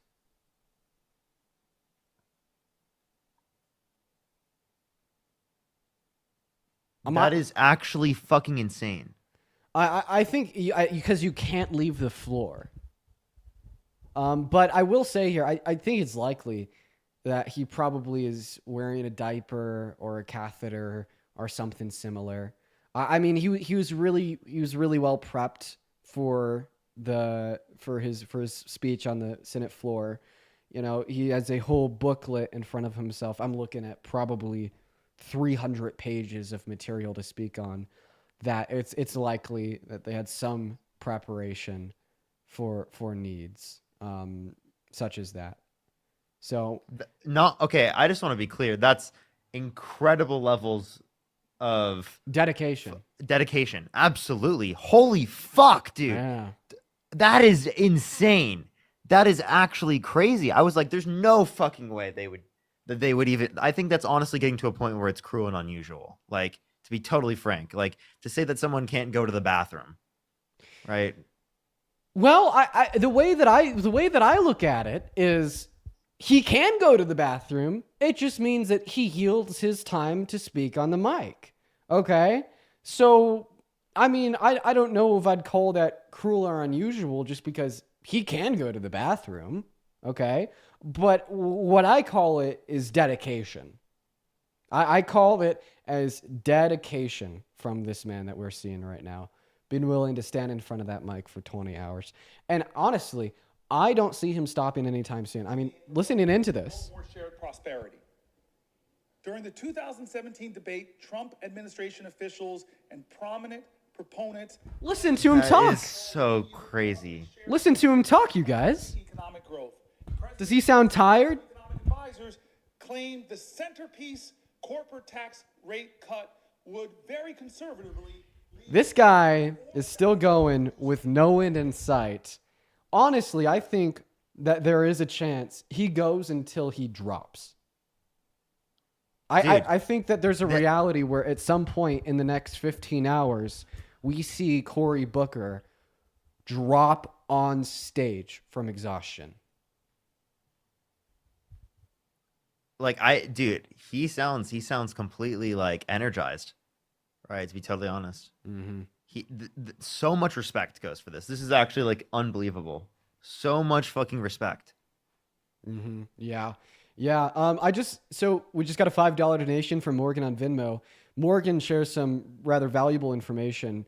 Morgan says they cannot get off the floor for any reason, including going to the bathroom, eating, sitting. They can only have water or milk to drink. Yeah. Milk? Or milk. Why milk? Well, I love that rule. I'm a big milk advocate, so I think that's great. Dude, that is such a random, like, it's only water and milk. And I also just wanted to point out why I think this is so cool. I mean, if you're watching my live right now, I mean, it's likely that you've also seen my TikTok that I posted about it this 2 hours ago, where I reiterated a lot of my thoughts and feelings. But one thing that I think is really, really cool is the fact that I can't think of a time since Donald Trump's inauguration where I've watched a Democrat in Congress get on a mic and explain in excruciating detail how the Trump administration has misstepped, has fucked up, has missed the mark, has hurt Americans. You know, I've only seen the talking points reiterated. Trump bad, boo, we don't like you, very boo, bad, etc. Which is important, okay, because at the end of the day, what's going to win the average American? The one-liners are going to win the average American. The 30-second clips for the shorts on TikTok, Instagram are going to win the average American. But I'm a huge proponent of great explanation, diving into the intricacies of truth and nuance to point out why we shouldn't support the current regime. And nobody's had an opportunity like Cory Booker has right now. And he's taken advantage of it. He has had 20 hours until this moment in time to go into the nuances, to go into the intricacies of where Donald Trump has misstepped, to read the letters from the constituents from Republican counties across our country, to oust their Republican congressmen and women unless they do better and they vote better and they stand against the tyranny. And there is hundreds of thousands of people right now that are listening into his speech. And there's millions of Americans that have seen it being reported on by people like myself, by larger media sources and other creators. This is such a very valuable opportunity to explain to so many Americans exactly why they shouldn't support Trump. And that's why I think this is the best thing to come from the American government since his inauguration.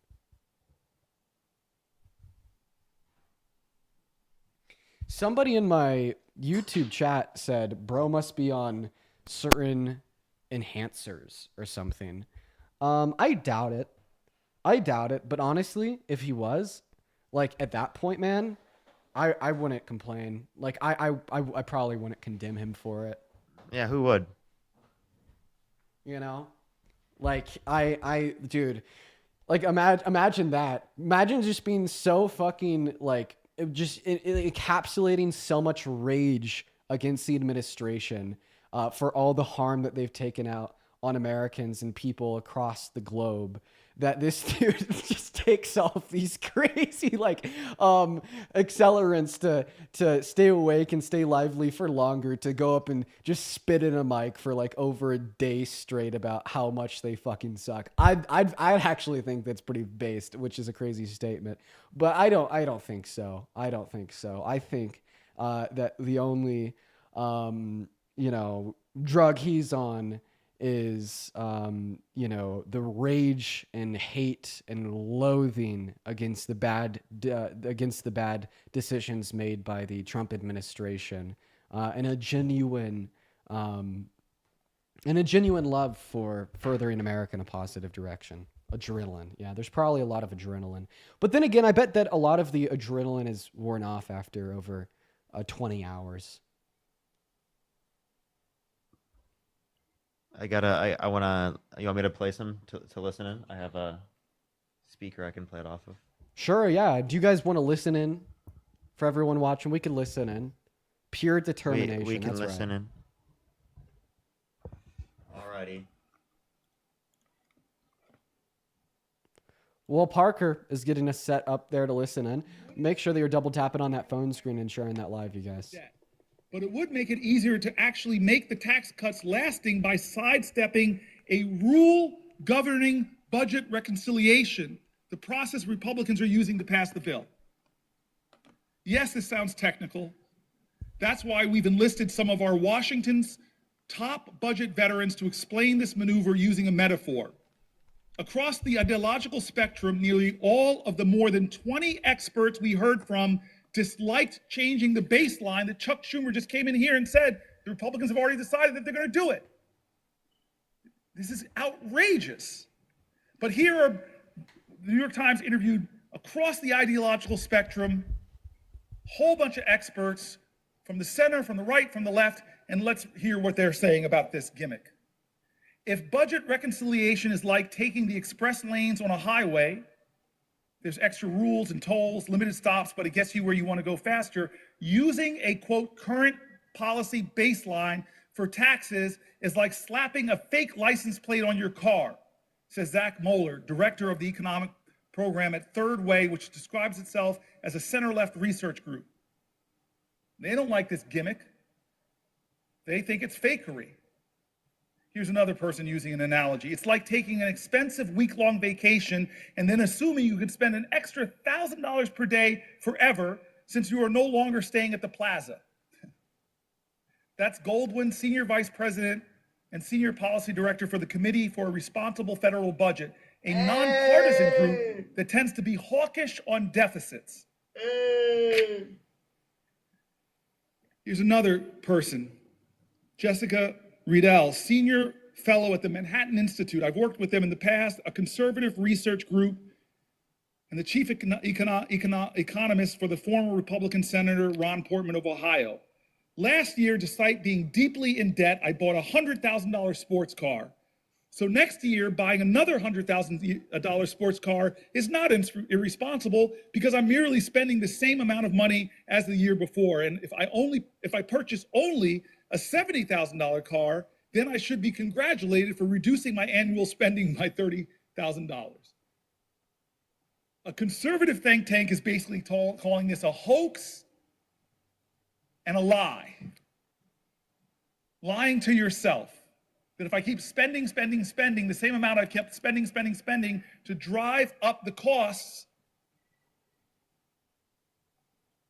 then I'm just doing the same thing I've done before, so it's not adding. Well, it is adding. There's no way to not call what the Republicans are trying to do a gimmick that's trying to hide the truth that they're going to add trillions of dollars to the deficits that our children, that our children's children are going to have to pay for.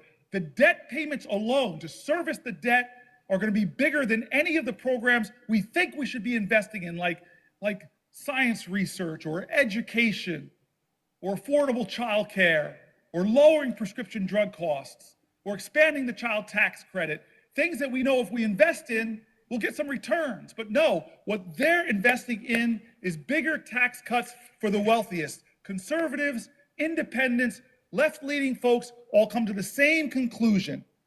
Pretending $4 trillion in tax cuts will cost nothing may not be easy math. Many Republican lawmakers who are concerned about the deficit are well aware that the bill will increase the deficit by a lot. Here's the integrity call.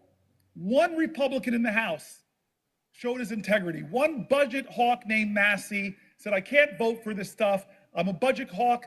I do not want to see increased deficits. He called it what it was. I saw him in an interview say, hey, wait a minute. By your own numbers, Republican colleagues, you're driving up the deficit by trillions of dollars, and you're making the rich richer, and you're leaving future generations more bankrupt.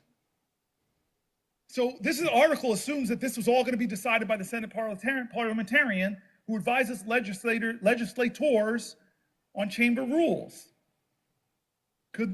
This parliamentarian, I thought, could rule that the current policy baseline isn't allowed, forcing the Republicans to have to make a choice, overruling or replacing my friend, parliamentarian, somebody that on both sides of the aisle we respect.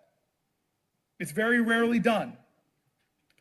I've been here for 13 years. We've had the same parliamentarian.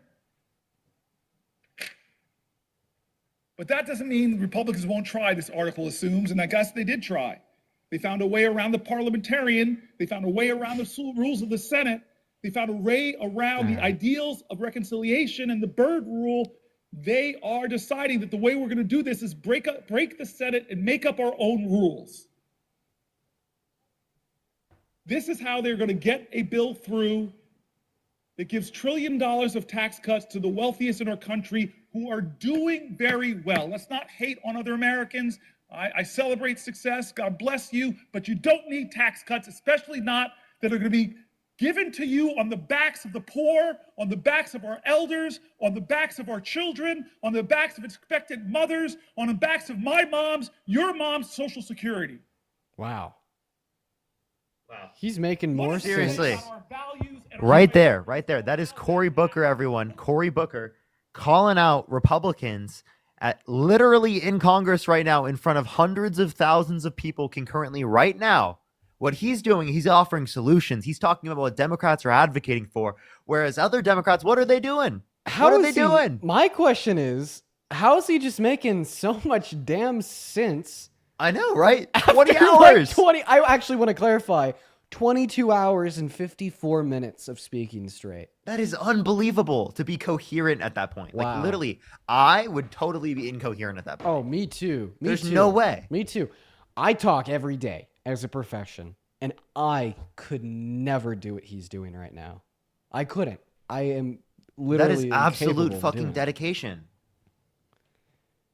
Yeah, honestly, dude, I think it's at a point you've just undergone so much hardship for the virtues you want to demonstrate that it demonstrates undeniable, real, virtuous dedication and belief to what he finds to be the good. I think that deserves respect, and I think any argument that he's doing this for some type of personal praise or acclamation is at this point become null. I'm sure somebody could get up on a mic and filibuster or speak at length for maybe like 6 to 7 hours for praise and acclamation to do it for themselves. But to keep it going for 24, no, that is Root, dedication. 5 pounds. Thank you, Root. That is unbelievable. Yeah. That is unbelievable. Mm-hmm. Yeah, really, really good for him, man. I wonder when he's gonna give it up. You know, like how long he's gonna keep it going. Because I do know at this point he is definitely, undeniably going to break the record set by the racists in the 50s and have the longest Senate speech in American history. That is undeniable. I don't think of the description. That's actually, dude, that is such an important thing in fucking U.S. history. Mm-hmm. This is such a huge event. Mm-hmm. Oh yeah.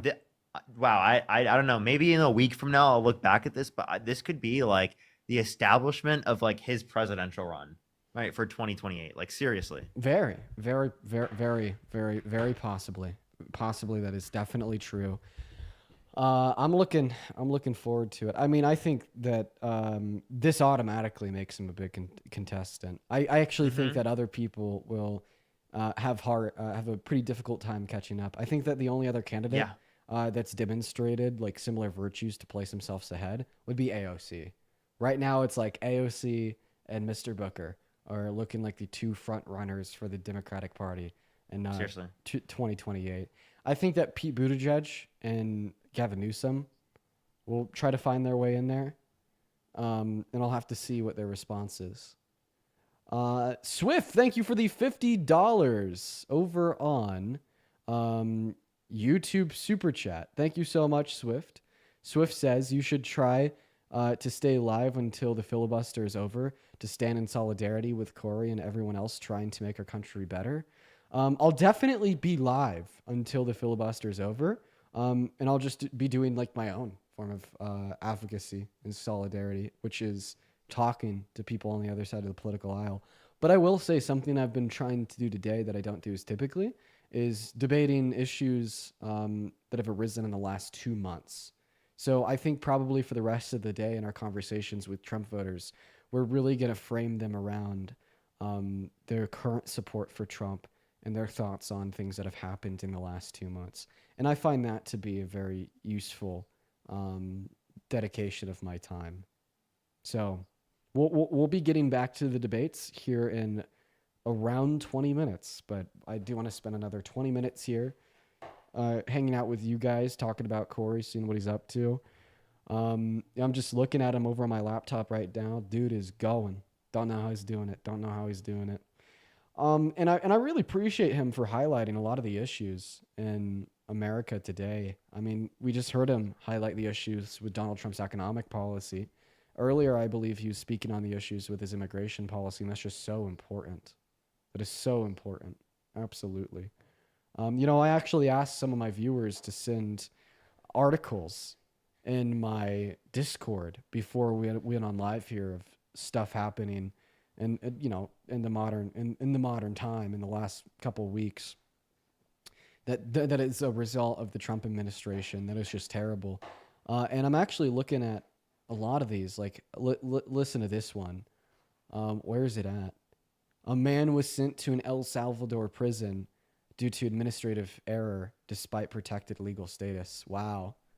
So a migrant in Maine, there was a father with a protected legal status in America, was arrested and deported and imprisoned in an El Salvador penitentiary, which if you are familiar with this penitentiary, it is just loaded and loaded with people that their government threw in there with no due process.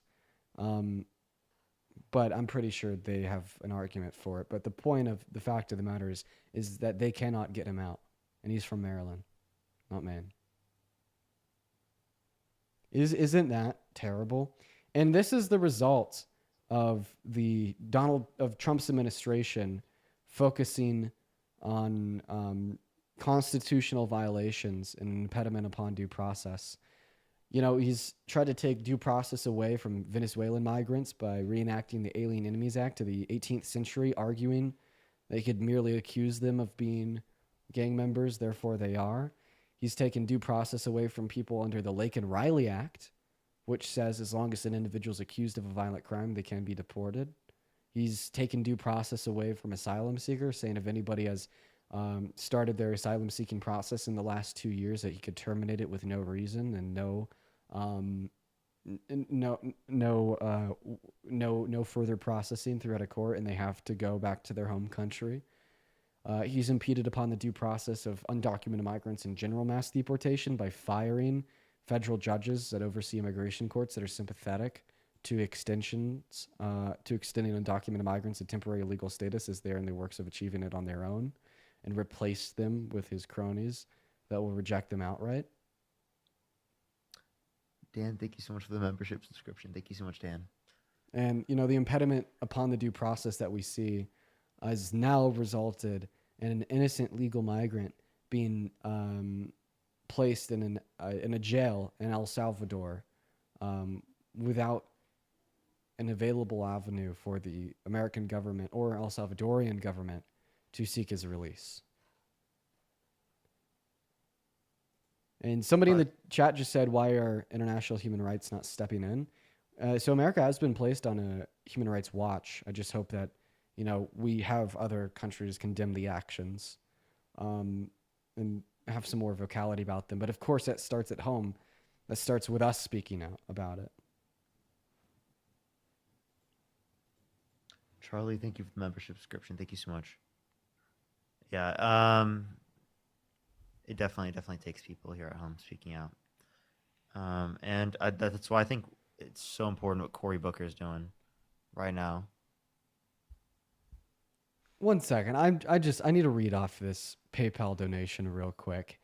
Hi Home. Thank you for the $5 donation over on PayPal. I wanted to read this out. Hi Home and Decor says, hey man, I know this isn't much, but it's the last $5 I have. What you do is so damn important, and I'd love to support you. Thanks for everything that you do. So, hi, Home and Decor. This is what I'm going to do for you. I'm going to send you that $5 back.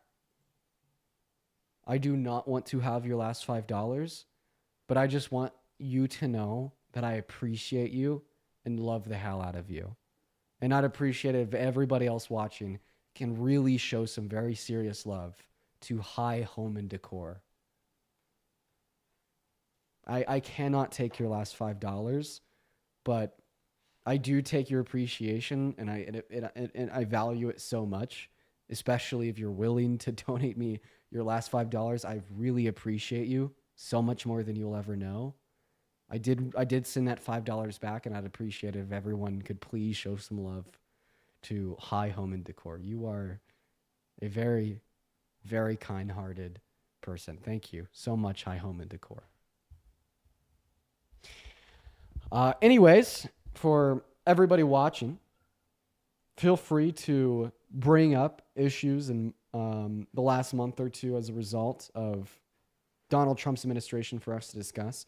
I've seen a lot about the Wisconsin races for Supreme Court and how Elon Musk is once again back at it, paying voters money to do what he wants. I think that should be illegal.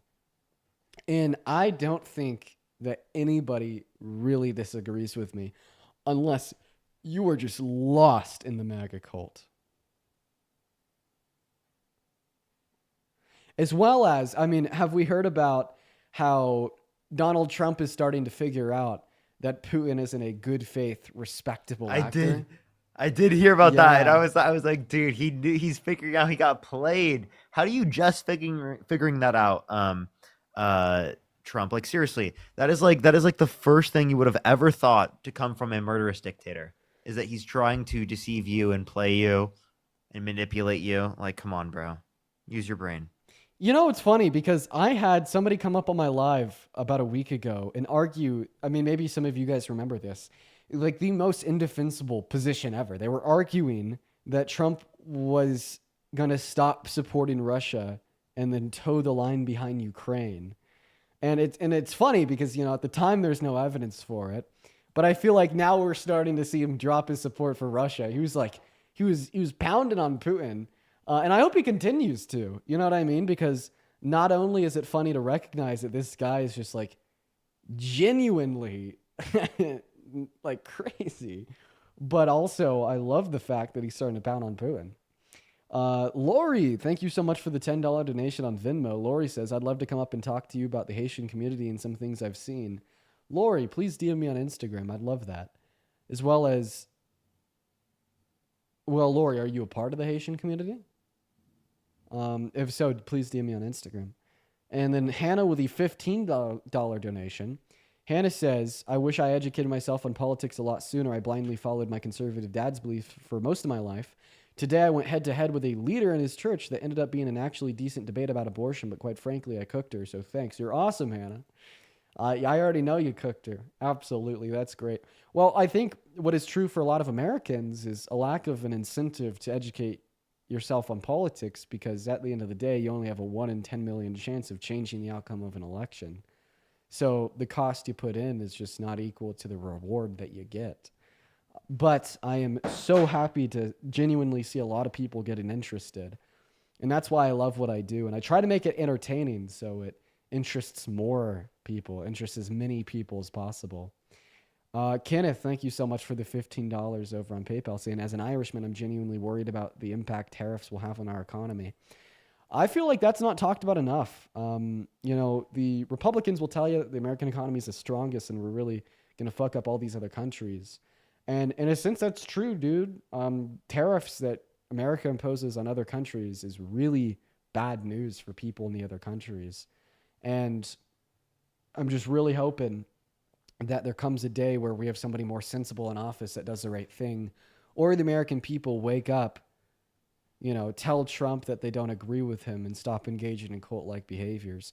But we've seen him flip-flop on his tariffs on Canada because of opposition from Canada. So I just think that we need very strong retaliatory forces from every other country in the world. Why? Thank you for the $20 donation on Venmo. Why says, you're a kind soul and I love your content. Why? That is so incredibly kind of you. Thank you so much. Huge shout out to Why. Then Lindsay with a 15 says, can we play the video of, I don't know how to pronounce her first name. I'm going to go ahead and guess how to pronounce her last name. Miss Ozturk, getting ripped off the street illegally. Please, we need the outrage at this lack of due process. I can't play video through the live, but we could definitely discuss what happened. A 30-year-old immigrant on a student visa learning was ripped off of the streets. Ripped off of the streets by 5 policemen in plain clothes with masks on their faces. And then she found herself in a migrant detention center 1,400 miles away. And now we know that the ICE officials violated a court order in the process, as they were required to keep her in Massachusetts for, at minimum, 48 hours. And that's the lack of due process that leads to individuals such as the father from Maryland, the illegal migrant, now being held in an El Salvadorian prison that the American government can't get him out of. Good, says JC one time in the chat. JC, I invited you up. I'd love to hear your thoughts and hopefully have you explain to me why that's a good thing. Of course, you'll reject the invitation, but I thought I'd send it to you just to show the other 5,000 people listening that anybody who disagrees with me is a ignorant rage baiter. Kaylee, thank you for the $10 donation. Kaylee says, me and my mother attending the Columbus April 5th hands-off protest, super excited. I found out about these protests from You Keep Educating. Let's go, Kaylee. That's awesome. That's awesome, Kaylee. That's awesome. Yeah, I'm everyone also look into the general strike. The general strike has also been they've been sharing a lot of my content on their Instagram account. The people over there with the general strike are very, very cool. That's sick. That's sick. Yeah, I know. I was scrolling on my Instagram page, saw a post by the general strike, and then I saw my face, and I was like, whoa. Did he officially cross the mark? He did. You guys, Cory Booker is 50 minutes away from having from 24 hours. He's 50 minutes away from 24 hours. What's the record? What is it? 24 hours and 13 minutes? Something like that? So here in about an hour, Cory Booker is going to pass the record. Let me look. I was like, I'll have to turn it back on. Yeah, let me look. What is the record for the longest Senate speech in history? Let's just look at what the record is.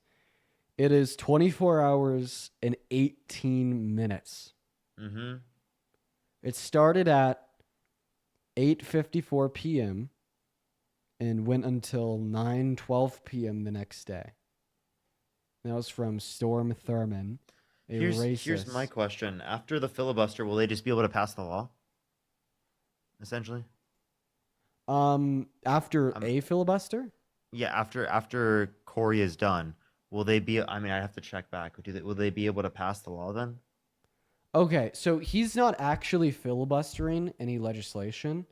So I guess the term filibuster uh, isn't like an appropriate term to So describe this what he's isn't a doing. filibuster then. No, it's not a filibuster. I was under the impression that this was a filibuster. That's my bad. He's more so just delaying the usual business of the Senate Mhm. in protest. I mean, they've already had to delay the approval of, I forget his name, but he's supposed to be he was supposed to be nominated this morning as the new U.S. representative in the UN. So they've had to delay his nomination. Okay, that makes sense. Yeah. That makes sense. That is sick. That is sick though. Right? The longest speech ever conducted in the legislative branch. Ever on the Senate floor. Yep, it is still yet a record. I wonder what the longest speech is in any global government, in any government across the globe. In that type of setting where you can't. Yeah. Lay, thank you so much for the $4 cash app. Thank you so much, Lay. Longest speech marathon. Okay, it's actually a Guinness World Record. So this was achieved in August of 2018, and it was one person that spoke for 90 hours. 90 hours? Wow. Why? I don't know. That's crazy. Now that's seriously just mind-boggling. And that was in Nepal. That is insane. Why, dude? 90 hours? I can't even fathom. That is diabolical. Georgia woman arrested for miscarriage. Let's see. We're going to go ahead. Okay. Let's check this out. A 24-year-old woman in Georgia is facing criminal charges after authorities say she suffered a miscarriage and then disposed of the fetus. It is unfortunate that the situation unfolded the way it did, says Patrick Warren, Tift County District Attorney. The woman faces one count of concealing the death of another person and one count of throwing away or abandonment of a dead body. Oh my God. That's insane. What was she supposed to do? That is terrible. What were they expecting her to have a miscarriage and then just get up as if nothing happened, change her clothes, collect the remains and go to a hospital? Where's the watermelon love? Like, literally, like, what? Wow. I can't believe that. Okay. In this case, the case law would indicate that the person who would have to have lived independent of the mother, separate and independent of the mother, meaning not a fetus in her womb, that will be determined based upon the medical examiner and the autopsy. Do we need an autopsy to determine that a fetus is not living separately and independent from the mother? Tifton County coroner said last week the autopsy showed the 19-week-old fetus never took a breath. 19 weeks is before viability. Of course it never took a breath. It wasn't viable for survival outside of the mother. Wow. And apparently this case is similar to over 200 other nationwide cases. So this isn't the first time it's happened.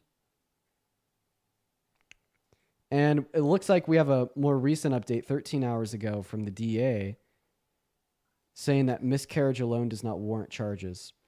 Yeah, I'm like, how can someone be charged for that? That's so crazy, bro. So it looks like a witness told police that the woman had placed a fetus in a bag and then placed the bag in the dumpster outside.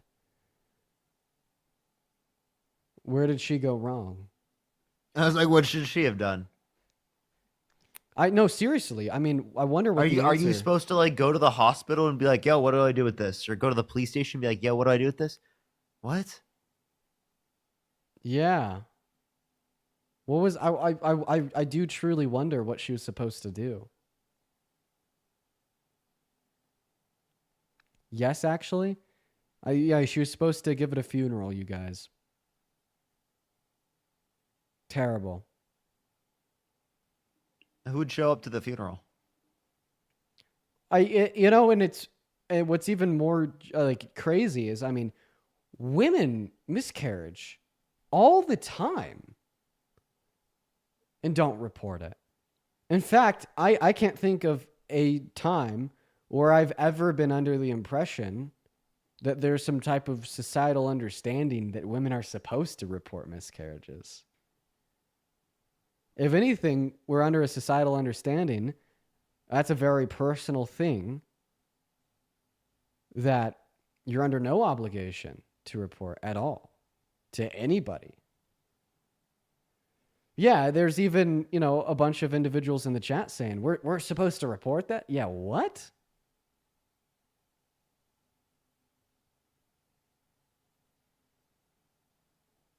There's no regulations, and I mean there shouldn't be regulations. I mean, even regardless of how common it is, it still should be the case that if someone has a miscarriage, they didn't intentionally do it. Why would they be held responsible for that? Well, what the DA? Well, I think the DA is arguing against it, which is a good thing, by the way. That's good for the woman. But the police are arguing that she is guilty of like the incorrect disposal of human remains, essentially. That she didn't correctly dispose of the remains of the fetus. Amanda, thank you so much for the $20 donation on Venmo. Amanda says, Dean, you were in my dream last night. I gave you a hug and said I was so proud of you. I'm 46, child-free by choice, but if I had a son, I'd want him to be just like you. Thank you. Amanda, you're very lovely, and that's a very kind message. Thank you so much, Amanda. Please show some love to Amanda. Miscarry is the verb. Miscarriage is a noun. Thank you, Martin. Learn more every day. Look at that. Amber with a $10 saying, what a snitch. Yeah, whoever reported that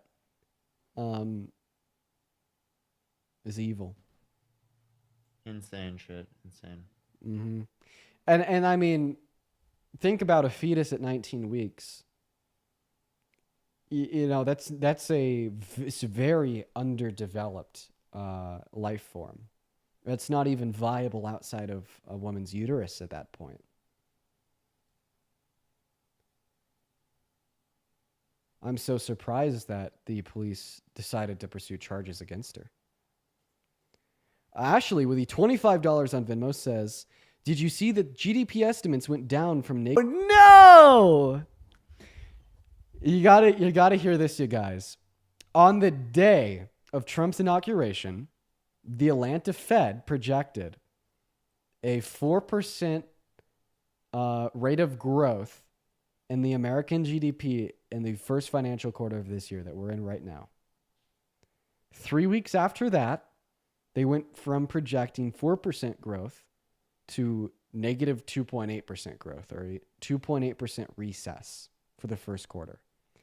And apparently, as of yesterday, they went from the GDP shrinking by 2.8% to the GDP shrinking by 3.7%. So it's almost as if every day that passes, we only see larger reductions in consumer confidence. I mean, we're having the stock market open up at historical lows. That is crazy. The economy continues to suffer. 3.7% when we're talking about our GDP, everyone, is a lot of fucking money. That is a lot of money. Okay? That is a lot of money. Oh my God. A 3% reduction, 3.7% reduction that's very bad. For even just 1 quarter, that's insane. Let's see what that is. Wow. Okay. So that is 1,105,584,000,000. That's 1 point. That's roughly. That's just for 1 quarter, Dean. Yeah, that's roughly $1.2 trillion lost off of our GDP in 3 months. Which is more than the entirety of the Tax Cuts and Jobs Act added to our economy. Yeah. Wow, look at that. Oh my gosh. Let's all just move to Mars. And yeah, let's all pack our bags, but we will not be taking the SpaceX nonsense to get there, quite frankly. We'll not be taking the SpaceX nonsense, quite frankly.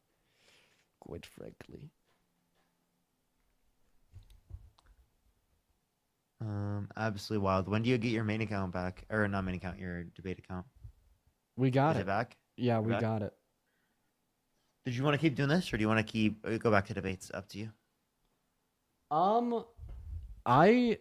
I'm down to head over and do debates.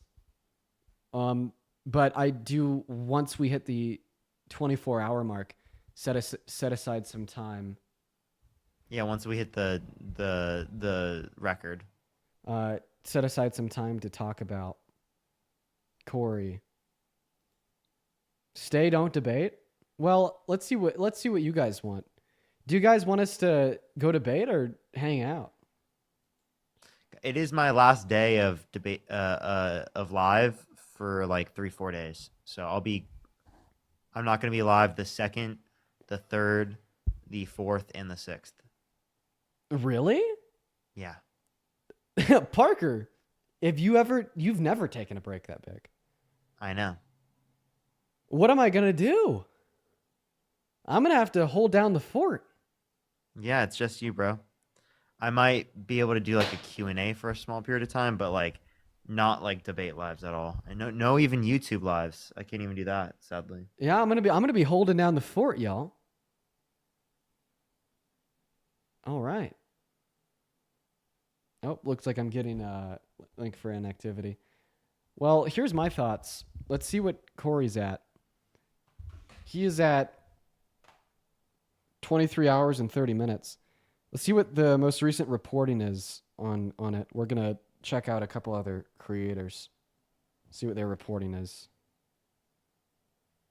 Right now, Cory Booker is now 22 hours into his marathon speech, nearing the record of 24 hours and 18 minutes hit by Strom Thurmond back in 1957 when he was filibustering the Civil Rights Act. It's been 22 hours since Cory Booker started speaking. He hasn't stopped. He hasn't sat down. He hasn't taken a bathroom break. And while no, he's not necessarily filibustering any legislation or nomination, he has disrupted Senate operations significantly. They can't do anything until he stops speaking, and he's just 2 hours away from breaking a historic Senate record. Before I continue, TikTok will be banned in 4 days, so be sure to follow me on my Instagram, Substack, and YouTube. All are linked to my bio. I'm going on Capitol Hill to try to cover the speech live, hopefully get some words with senators, maybe even Cory Booker. Yeah, look at that, you guys. Mr. Parnas over here. This is a historic moment. Mr. Parnas might be covering this with Cory Booker himself later this evening. That's wild. Yeah, and I don't have a definite answer. But it is being thrown around. I have some people on Capitol Hill right now advocating for it. But I might be able to get a digital interview with Mr. Booker later this evening. Yeah, so we'll see. It's purely hypothetical right now. But I have some people advocating for that with his team. I got lucky. I've had one senator's team reach out to me before, and it just so happened to be Cory's. So I got really lucky there. But I'm hoping to be able to use that luck and transform it into, a really cool interview later. Nothing for sure yet. Just a maybe. That would be really sick, Dean. Yeah. Yeah, no, that would be so cool. Linda, thank you for the $10 over on YouTube Super Chat. Thank you, Linda. And then Martin with a 5. Okay. All right. Sid, thank you so much for the $20. Thank you so much. Yes, you have to plan with friends for 3-4 days. Dean will be live, but yeah, it is kind of sad that I won't be live, but I will be back, everyone. Here's my thoughts. I'm thinking about maybe this is what I'm gonna do. I want to film a TikTok to throw up the moment he breaks Strom's, whatever the fuck his name is, Thurman's record. And I basically want my video to say, he broke the record, get fucked, you silly racist, and that's all. So I might go film that now, and I just seriously want to make a video that says, get fucked, Mr. Thurman, you silly racist, Cory Booker broke the record, and then go debate. So I think here's what we're going to do. For everybody on here, well, I'm going to head over to my account at DNC Dean, because that is unbanned now. We'll be doing debates over there for a couple more hours, maybe. I'll be on until probably 8 o'clock my time. Nice. I've already been on for, let's see, how many hours? 3. We've been on for 3 hours. Probably do another hour and a half or so, and then we'll get off. But that's all going to be over on at DNC Dean. But before we do that, just got to film a quick TikTok. I know y'all. Alrighty. I'll do a Q&A on this account until you get on. Awesome. So I'll see you everywhere, everyone. I'm on YouTube right now. If you want to watch me film a TikTok, head over to my YouTube, link in the link tree in my bio. It's always a funny experience because I'm actually not that good at pre-recorded things like TikToks. It takes a minute for me to figure it out. You know, when I'm not thinking about that much, the first thing I could speak on the fly quite well, but when it's like pre-recorded for a video on the page, I fall into anxious bits and pieces. So if you want to see that, you could find the link in my bio. It's on the link tree where you could find the YouTube. If you don't want to watch me go through the tribulations of trying to film a TikTok for like, and you want to watch the Q&A, I'll be on live on. And you want to watch the Q&A, YouTube. Parker, good job. Love y'all. Yeah, but all right, guys. At Dean Withers on YouTube, link in bio. Hopefully, see you there. Parker, I'll see you in like 20 minutes. See you in like 20 minutes? Crazy. That's an overestimation. I'm hoping that it doesn't take that long. All right, we'll see. We'll see how long it takes. All right, take care. Good luck. Bye, everybody. Link in bio for the YouTube. It's going to take forever, Chad. Oh, we're fucked. Link in bio for the YouTube. Link in bio for the YouTube. It's fucked. It's all right. Hey, for everybody on the YouTube. Oh boy. Do you get to see behind the Dean? All right. Oh, I couldn't be too. Wow, I just popped my back. That felt so good. I couldn't be too expressive on the TikTok live because that was on the main account that we want to protect and preserve. But I essentially want to say Cory Booker has officially broken the record for the longest Senate speech in American history, beating out Mr. Thurman and his filibuster against the Civil Rights Bill of 1953. And here's all I got to say. Get fucked, you racists. You dead racists. Cory Booker has won again. Just something like that. I want it to be that pop was loud. Oh, it felt good. Like that's all I want to say. 1957. Okay, I messed up my 3s and 7s. Yanette, thank you for the $2. Can you guys tell me what the actual name of the bill is? Because I know it's not the Civil Rights Act. That was 1964.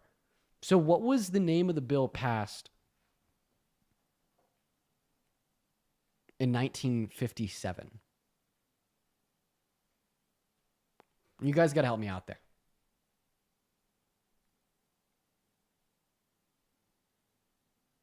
Cory is awesome. Oh, sure he is. Somebody in the chat says moody weather today in GJ, but your live is making it better. Yeah, I heard it's snowing outside right now. Civil Rights Act. Okay, so it was just a separate Civil Rights Act. It was Civil Rights Act. Wasn't okay. Civil Rights Act 1964. Was there just two Civil Rights Act? There was. You have the Civil Rights Act of 1957 and the Civil Rights Act of 1964. The more you know. Okay. All right, you guys. Is Parker live on his main? He is.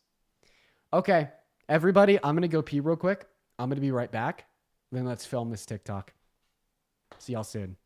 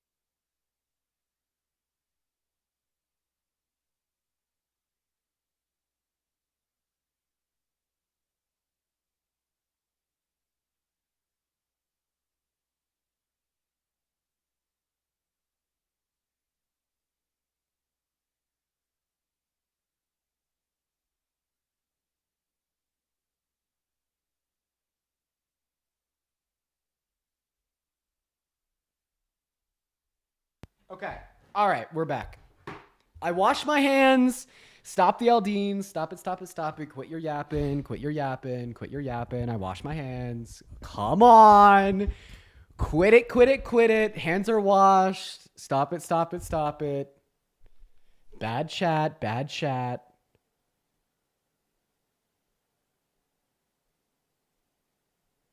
Y'all saying he rubbed it in Cory's face. That's a big reason why I seriously admire the hell out of what he's doing. I could never. That makes it like all. I don't think that's being talked about enough. No bathroom breaks? Are you kidding me? That is the most admirable part of it all. Bro's wearing pajama pants and a dress shirt? Fuck yeah, I am, dude. You kidding me? Janet with the $50. Thank you so much. Janet, Diva Janet, back once again. W Janet's in the chat. Janet says, keep it up, stud cake. I hope that I love watching and listening to intelligent people. Dude, Janet, Diva Janet, back once again. Show some love to Janet for the $50 donation. You are awesome. You are amazing. You are phenomenal. Huge shout out to Janet. Huge shout out to Janet. Okay. All right. I could read them all, but you all know many of them. They're done in the press as he pushes. All right, let's go look at the most recent reporting on this. We're going to see what Aaron Parnas said about Mr. Strum Thurman or whatever the hell his name is, just so I could gather some more information. Then we're going to verify it, and we're good to start filming. Let's check it out. We have some big news right now. Cory Booker is now 22 hours into his marathon speech, nearing the record of 24 hours and 18 minutes hit by Strum Thurman back in 1950. Strum Thurman. Strum Thurman. That's how you pronounce his name. Strum. When he was filibustering the Civil Rights Act. It's been 22 hours since Cory Booker started speaking. He hasn't stopped. He hasn't sat down. He hasn't taken a bathroom break. And while no, he's not necessarily filibustering any legislation or nomination. Okay. All right, there we go. Strum Thurman. We're going to go ahead and plug the mic into the computer. Be right back.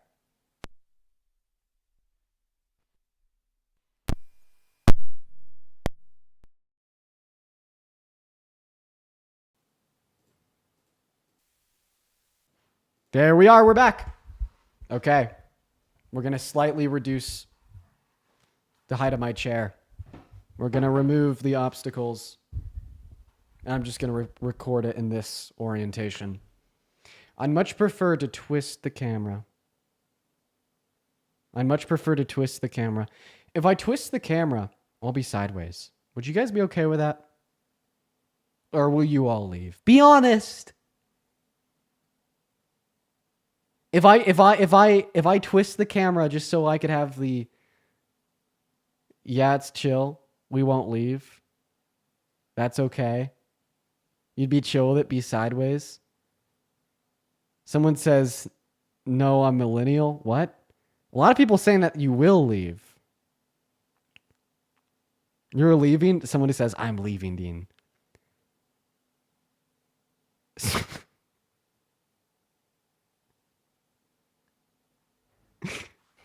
Okay.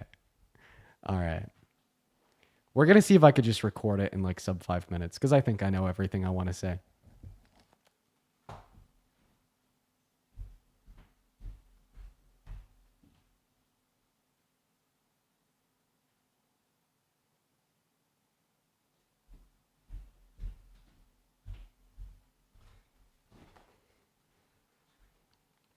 Look at that. I'm sideways. Woo! Even like I'm disoriented looking at it.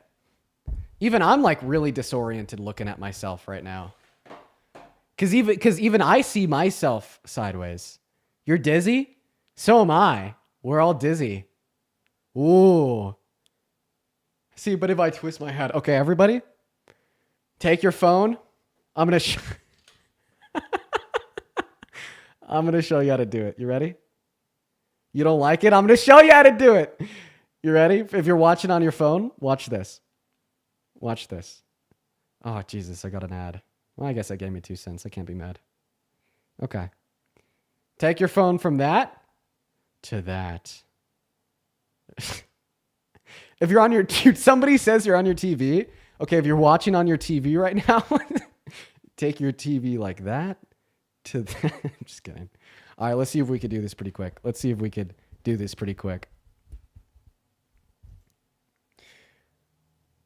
Breaking news, Senator Cory Booker has officially been speaking for over 24 hours on the floor of the Senate in protest of Donald Trump's administration. That's cute. See what I mean? Breaking news, Senator Cory Booker has officially been speaking on the floor of the Senate for over 24 hours, breaking Strom Thurmond's record set in 1957 when he opposed the Civil Rights Act. That's better. Nice intro.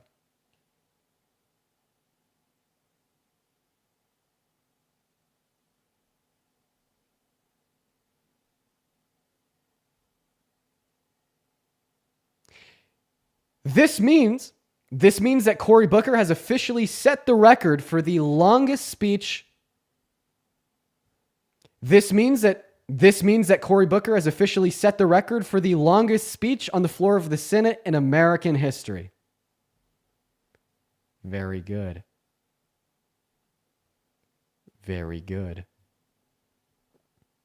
And I've just one thing to say.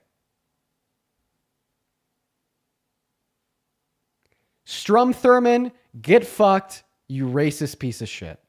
Cory Booker on top. And I have one thing to say. Strom Thurmond, get fucked, you racist piece of shit. Cory Booker wins again.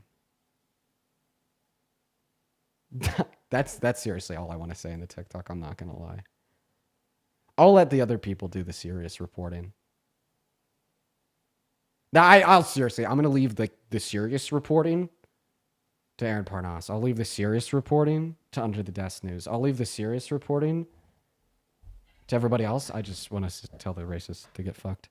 Okay, I'm going to go fix the orientation. I'll be back.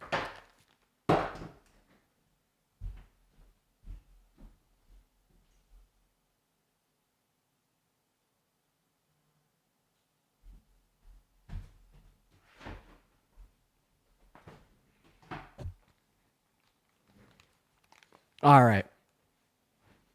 We are back. We are back in the average orientation. Somebody in the chat says millennial pause. You edit it out. So now I'm just going to edit it real quick. Luckily, it's really easy to edit. And you guys will be able to hear it. So let's go and get it going. All right. Whoever said turn us back, wait, why would you hate? What? Somebody in the chat just said, whoever said turn us back, I hate you, bro. Why? What? Sam comments, I just rotated my TV. You motherfuckers are funny. All right. There's my clip. Should I show you guys the editing? I could do that. Chat, you want me to do that? Fix the camera, it's too low. I'll reposition before we get back into the debates. The camera is a little bit too low. All right. I'm going to open the YouTube chat on my laptop so I could still see you guys, but then also like simultaneously show you guys the editing. Editing on live, bro. Let's go. Window capture. CapCut. Boom. Crazy W. Wait. Why is it, what is going on? No, that's not CapCut. What?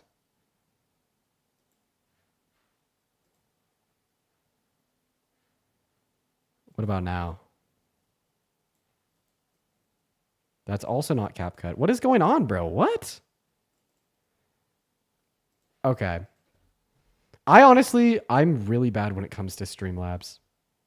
I am good at debating, and that's all.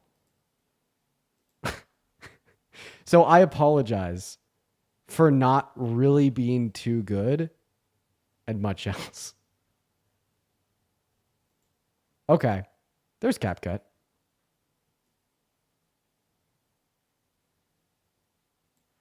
Okay, we just need to make this a little smaller there. Oh, like that. Oh. We'll leave it like that.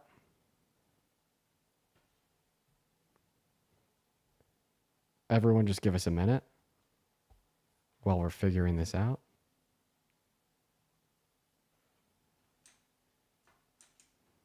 Okay. I'm failing so hard right now.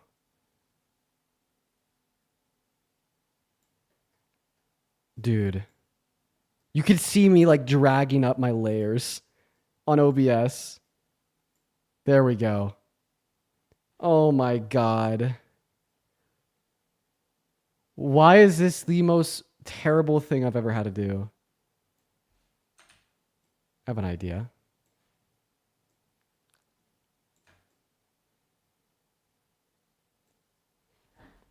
Boom. Yeah. See that? That's a win. I think we figured it out. All right. Let's get to editing.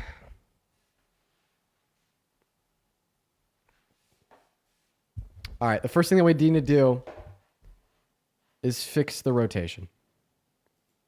Ratio 19:6. Perfect. Rotated and done.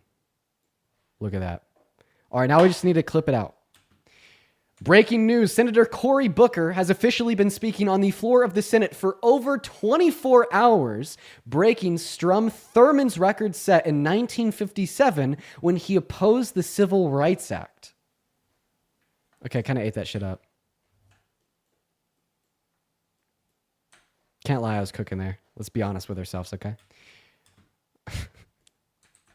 Breaking news. Senator Cory Booker has officially been... All right, we're going to cut this part up. The Civil Rights Act. Perfect. So we got our first snippet. Keep in mind, we're just posting this video to tell a racist to get fucked. That's better. This is wrong. It was 24 hours and 18 minutes. Yeah, I just kind of like left out the 18 minutes for simplicity. Because I feel like individuals will like... Because I said over 24 hours, which like applies. Nice intro. Yo, this Dean over here from like 10 minutes ago is pretty based. This means that Cory Booker has officially set the record for the longest speech. This means that Cory Booker has officially set the record for the longest speech on the floor of the Senate in American history. There's our second snippet. Boom. In American history. Cutting it up. There we go. All right, what's very left? Good. Very good. Very good. And I've just one thing to say. Strum Thurmond, get fucked. This is so stupid. And I've just one thing to say.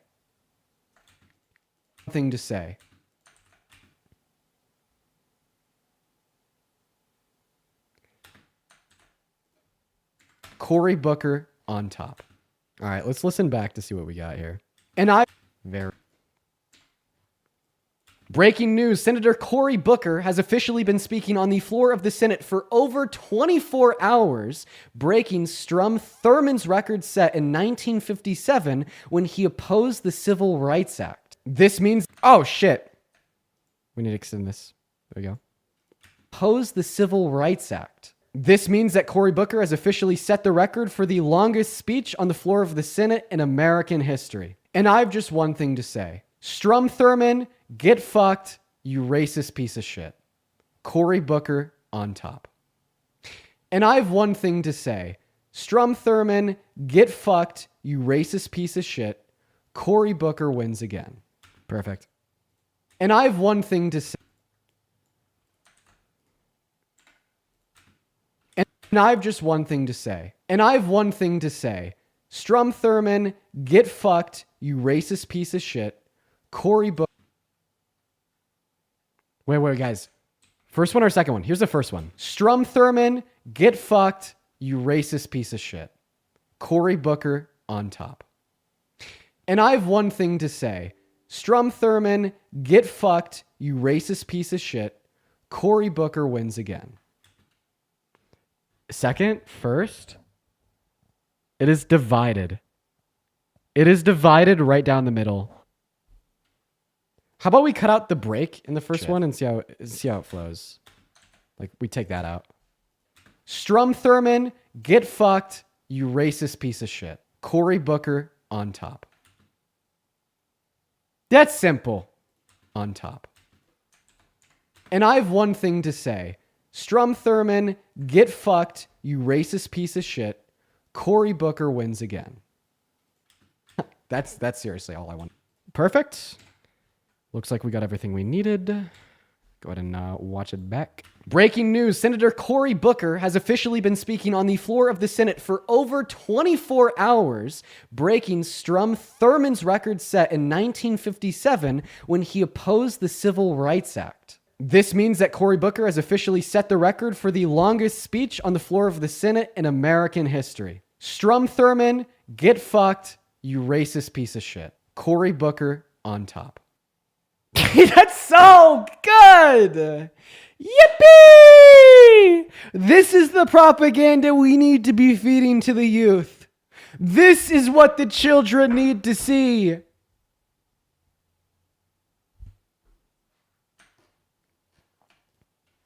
All right. Let's go ahead and zoom it in a little bit. Perfect, 192. We're just going to center it all, make it look real pretty. And then we're ready. And then we're ready to go. 87. 87. Perfect, perfect.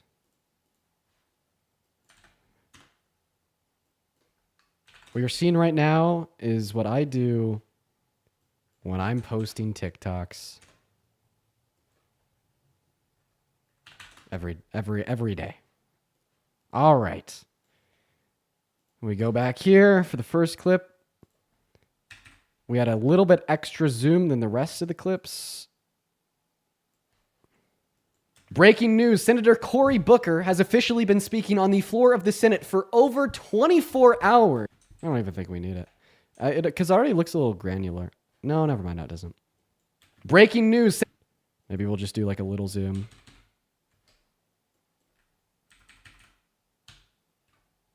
That's def CapCut? Oh yeah, I added all my shit in CapCut. I love CapCut, man.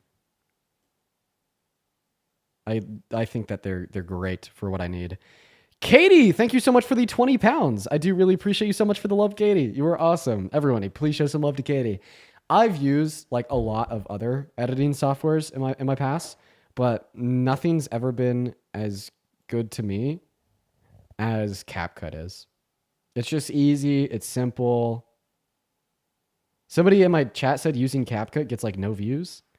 I use CapCut for all of my TikToks.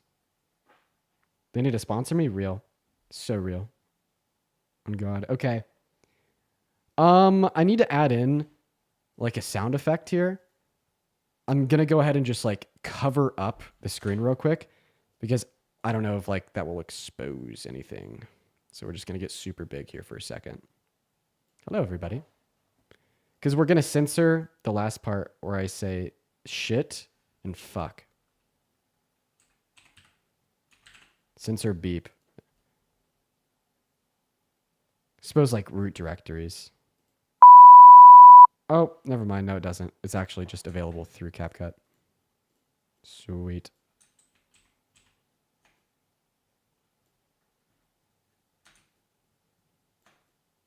There we go. Okay, guys, this is going to get loud. Oh no, this is terrible. Turn down your phones. Oh, that one's terrible. Wait, I'm actually just going to help you guys out real quick. Audio mixer. There we go.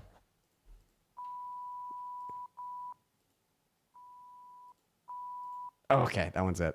That was terrible. All right. Furman, get fucked. Right there. This is where we need it.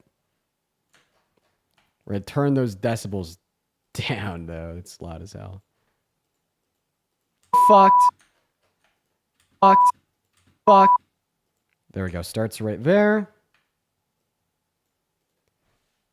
So we go over here to our audio. Place a waypoint. Drag it down to the end of the word. Another one. Perfect, perfect. Want it to be completely silent. Just like that. Shorten our beep. See how this sounds.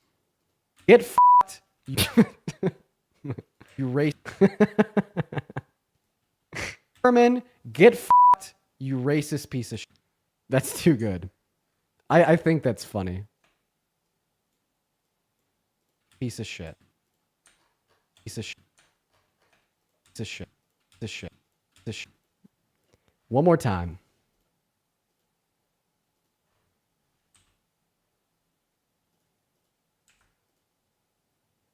Piece of shit. All the way to the end. Perfect.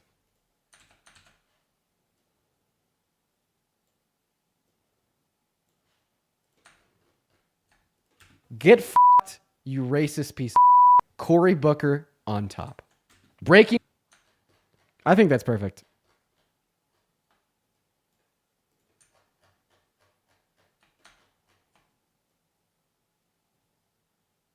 I think that's so good. What are your guys' thoughts here? Are we good to go? Is this good to be live?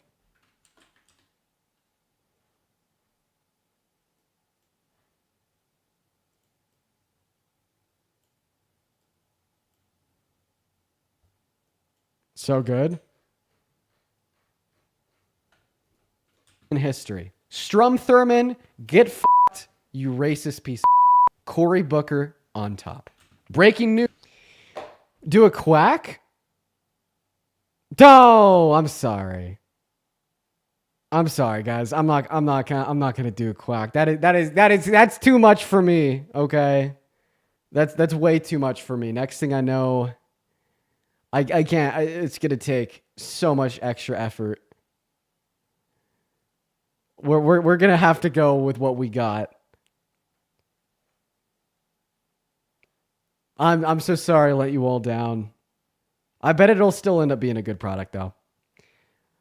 We're gonna go into reduce noise. I love the fact that CapCut has some cool like tricks here, like the fact that you could click a button and reduce the noise, vocal isolation, etc.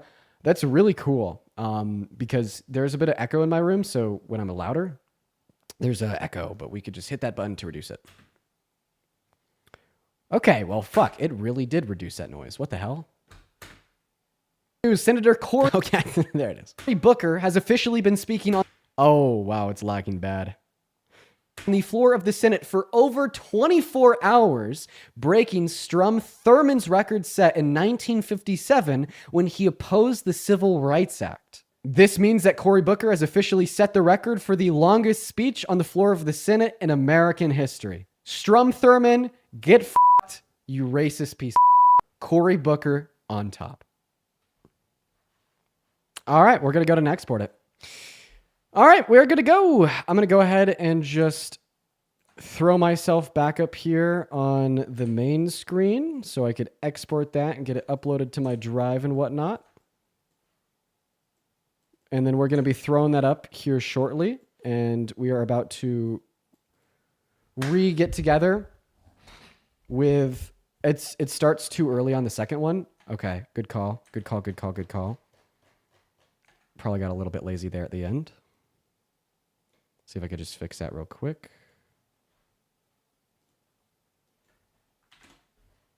Racist piece of... Oh, still too early.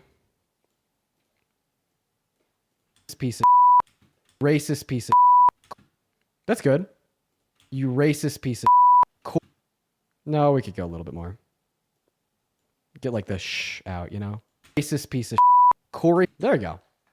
This piece of this piece of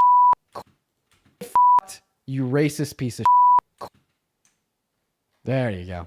Good call, you guys. All right. Let's go ahead and get this exported. We're going to get that uploaded, and then we're going to go live on DNC Team, and then we're going to throw this up. Breaking news, Senator Cory Booker everywhere. As I kind of said, I'm going to leave like the serious reporting to everybody else. I'm going to throw up a very unserious, get fucked, you racist.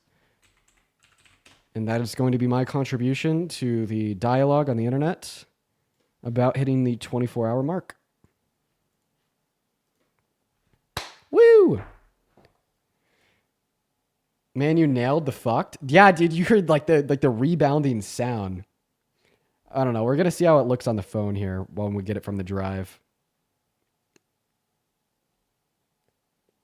He's at 255 million likes, bro. That's insane. He's so cool. He's so cool.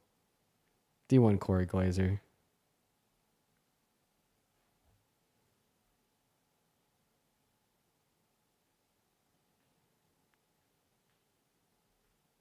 Also 100K. Is he at 100K plus viewers right now? No way. Senator Cory Booker has officially been speaking on the floor of the Senate for over 24 hours, breaking Strom Thurmond's record set in 1957 when he opposed the Civil Rights Act. This means that Cory Booker has officially set the record for the longest speech on the floor of the Senate in American history. Strom Thurmond, get f***ed, you racist piece of shit. Cory Booker on top. That's so simple. I love it. I love it. I love it. I feel like in my videos, oftentimes, I'm not me because I'm more focused on the meat of the bone, on reiterating fact without emotion, because I feel like that's what a lot of people need. Or that's something that we should all want. But it is the case that I'm not like that on my lives at all. Guys, he's actually coming up on 24 hours in 5, 4, 3, 2, 1. He has been speaking for over 24 hours. Wow. We just experienced that on live together.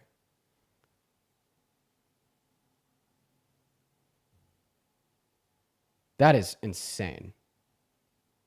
That is so crazy. He has another 18 minutes until he breaks the record. Wow.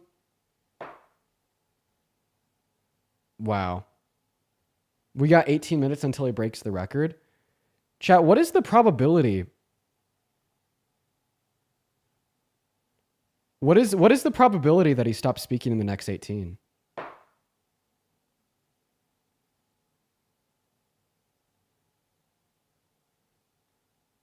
React to him.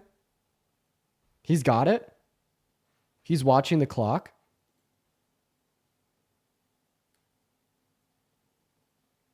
Zero. He said he's going until he drops.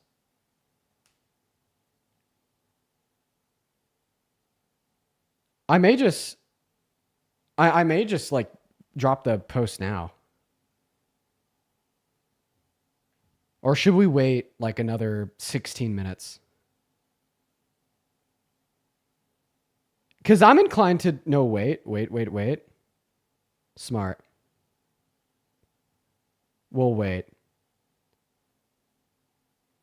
Should we join Parker's live?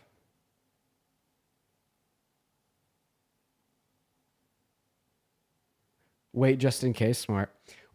So we'll start the upload on TikTok 4 minutes beforehand. The longest that approval takes. He has 121,000 people in there. Riding his big wheel in suburban New Jersey. This guy's, oh my God. I love him. I'm a D1 Cory Glazer. I'm a D1 Cory Glazer, chat. And boy, but I got to meet John Lewis. I got to tell him that story. That he changed my life, and I didn't even know it. On a bridge in Alabama, changed the course of events in New Jersey that led to me. Third take on John Lewis. My colleagues know I got here in a special election in 2013. What all my colleagues might not know is I came here with a broken heart. How about we just pull it up on the computer? Let's just do that. YouTube, because I could just play it through YouTube to you guys. Cory Booker. Perfect. There we go. My colleagues know I got here in a special election in 2013. What all my colleagues might not know is I came here with a broken heart. My mom and I came here with a broken heart because I was elected in October, sworn So in no in debates? October, but I mean, also we're only like in 15 October, minutes my away dad from the died of record. We might Parkinson's. as well That's wait. why I got choked up reading these letters from people with Parkinson's. And so we came down here, we were grieving. My dad was not with us. My mom lost her husband of nearly 50 years. And I'm going to get sworn in. It's a big event. But my parents and my campaign decided, you know what we should do? Right before you get sworn in or brought over here to be escorted to the president, vice president, that you should go and sit with John Lewis. And so we went to John Lewis's office, and a lot of my colleagues from the CBC, a lot of my colleagues from the House, a lot of my colleagues like here who came over the House know his office. You walk into his office, and it looks like a civil rights museum, except he's in all the pictures. And this is John Lewis. We who knew him, this was him.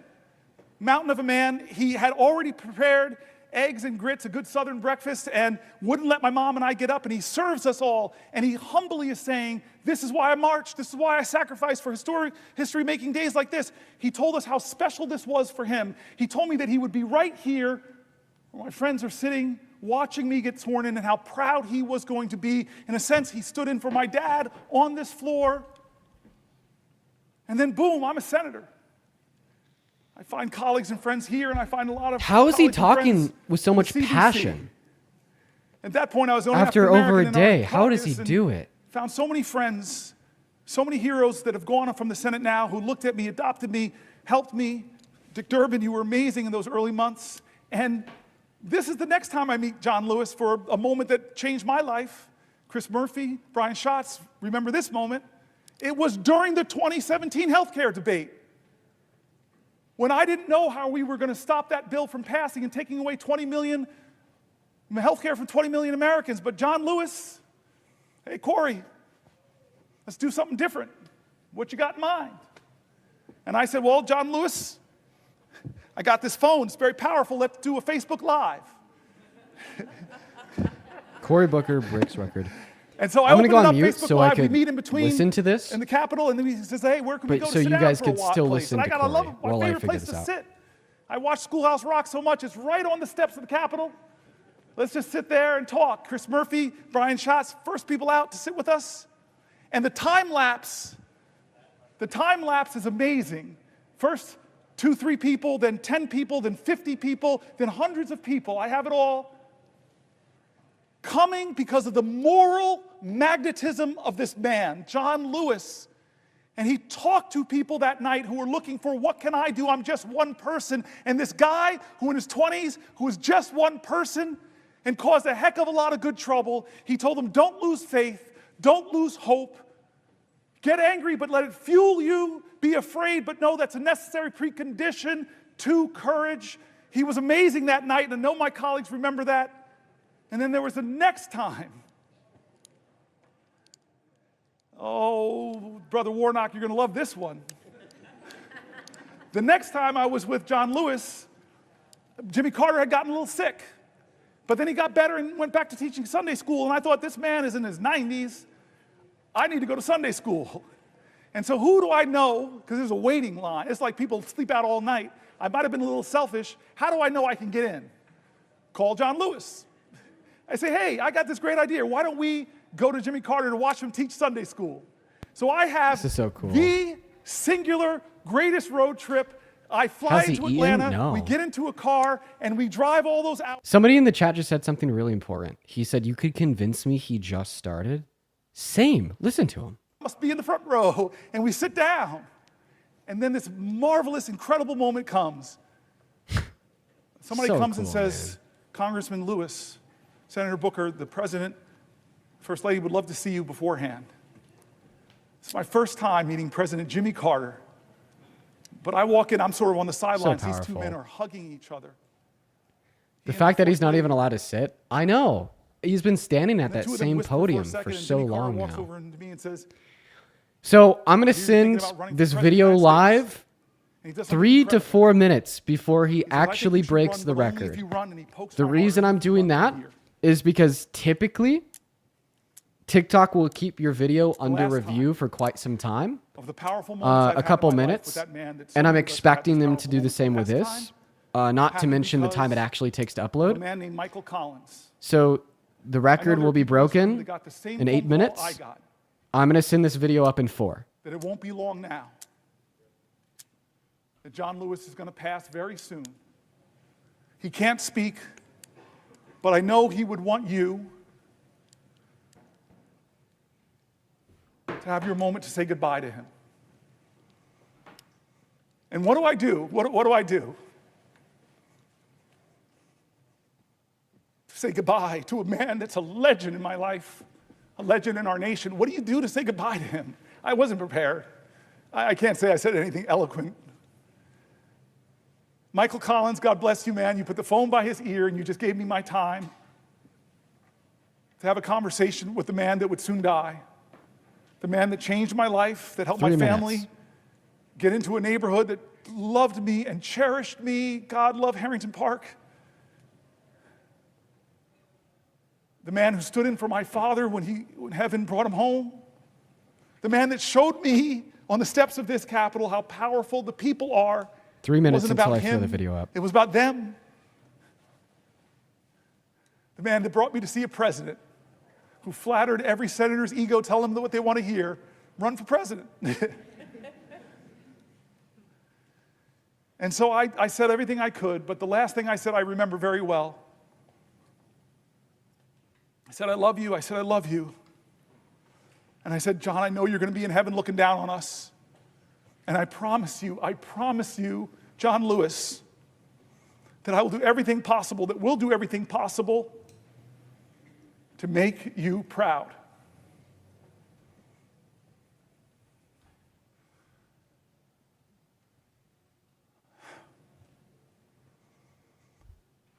The civil rights generation is starting to be called home. Leaders are leaving us. We in the CBC have lost a lot of greats. And I can't remember forget the promise I made to John Lewis with all that he gave me, with all that he gave his country, that I said we would make him proud. And so this is one of those moments that John Lewis, he would not be sitting still. He would be calling me up and say, you still got that Facebook thing? I go, no, I don't really use Facebook anymore. But there's a thing called TikTok or...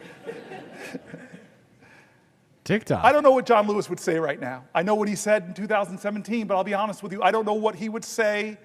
But John Lewis would say something. He would do something. He wouldn't treat this moral moment like it was normal. John Lewis knew what King said, that what we have to repent for, all of us here will have to repent for is...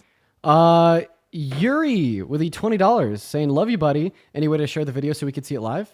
Yeah, how about we get that one figured out right now? Let's do that right now. Shout out Yuri for the great idea, quite frankly. Let's go and get Cory Booker. 6 minutes until he breaks the record. Holy shit, dude.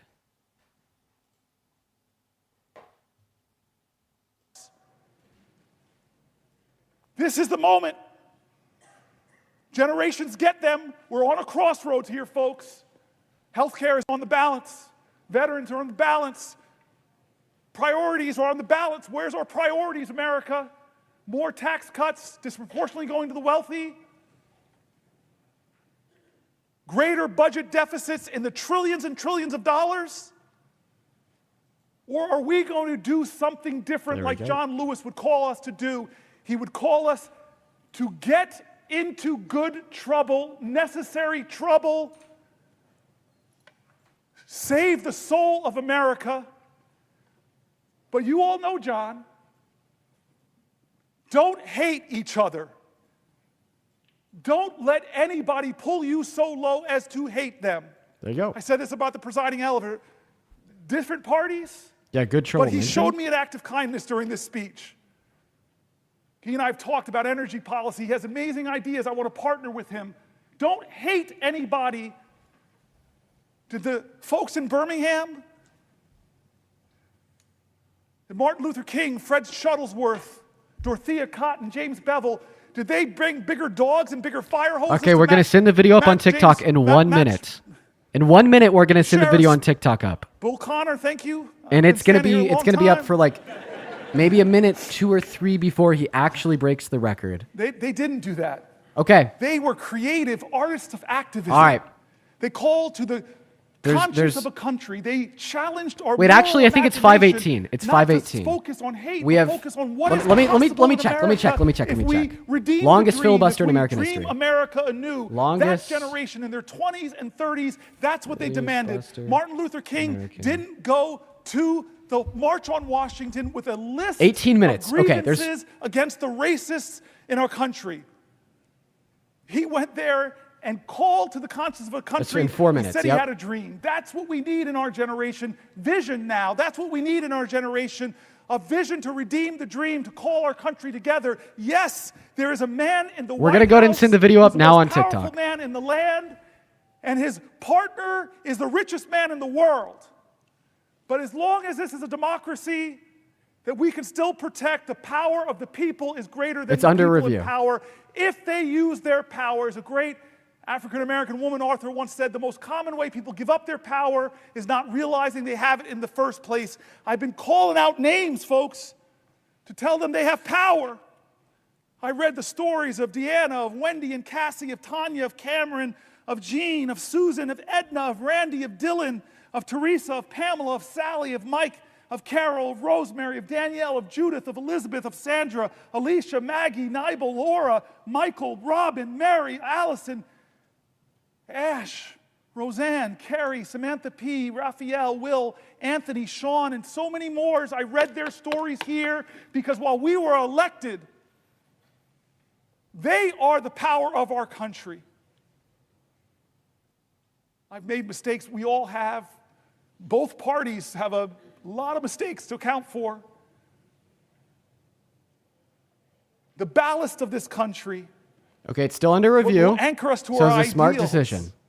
What will call us to new heights. My video is now live on TikTok. lift our hopes. So go start liking that. Will call us to Go rise watch the as whole each other. thing.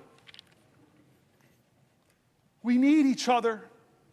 We need a greater love in this country. We need It's a on the greater main. fight in this country. We need a greater determination. We can't act as if this is normal times. These people's stories that I wrote were calling out for help. Senator, help me. Someone help me. I'm in danger of losing my health care. Someone help me. I'm a veteran. Look what happened to me. It's not fair. I fought for this country. Help me, help me. I'm worried about my Social Security. And the rural office I go to is being closed. Help. People calling out for help. And what Americans do when people are calling out for help? They built an infrastructure. The greatest project ever. Yo, called this the guy Underground needs a Railroad, Nobel where fucking Quakers, Peace Prize after this white shit. folks joined with black folks to shuttle people to freedom. What did they do when people were worried and fearful? They called people together from across our country. Let's have a conference. Let's go to Seneca Falls. What did they do when they faced violence? Well, look at the people at Stonewall who stood up, who pushed back, who organized, who won. What do they do when the dogs are unleashed on us? The fire All right, we're hose less are than a minute unleashed on us? away. Look at what they did in Selma. I'm getting close to a record, folks, but Because he's a minute away. That's why. Dude, this is huge.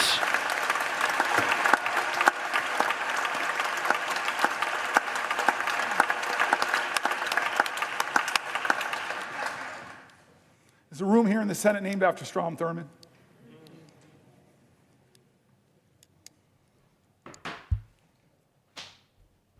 To hate him is wrong. Ah, Maybe my ego got better too man caught than up, me. and if I stood here, just maybe I could break this record of the man who tried to stop the rights upon which I stand. I'm not here, though, because of his speech. I'm here despite his speech. Did he do it? I'm here because as powerful as he was, the people were more 30 powerful. seconds, technically 30 seconds.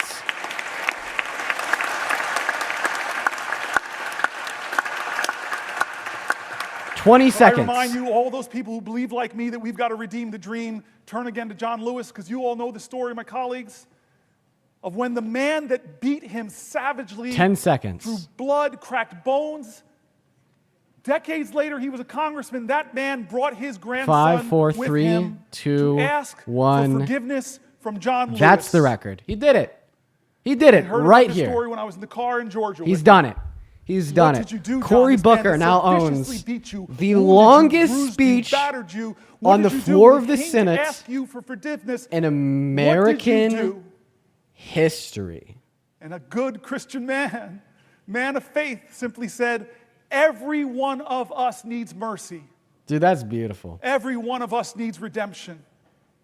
I forgave him. I hugged him. We wept. And I looked at the boy. This nation needs you too. That's beautiful. Let's go.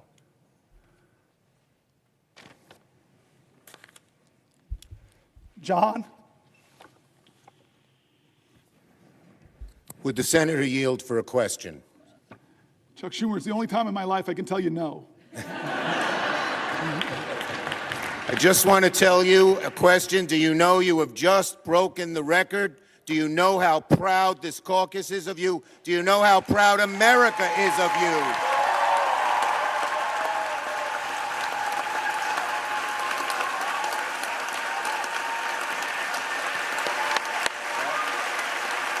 He did it.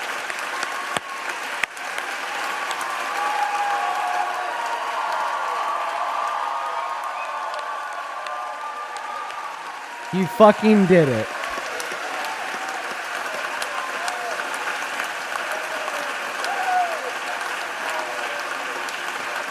He did it.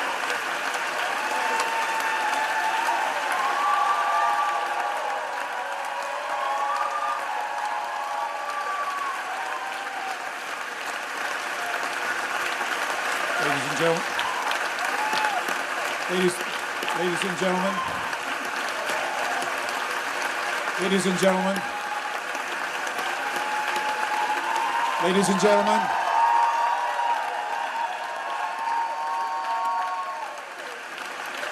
Order. Order.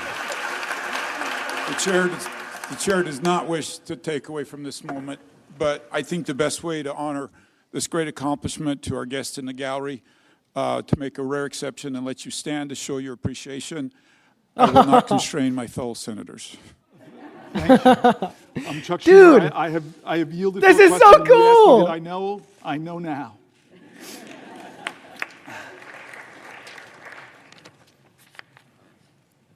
I want to not quite wrap this up yet. He's not done yet. He's not done yet. I don't want to wrap this up yet.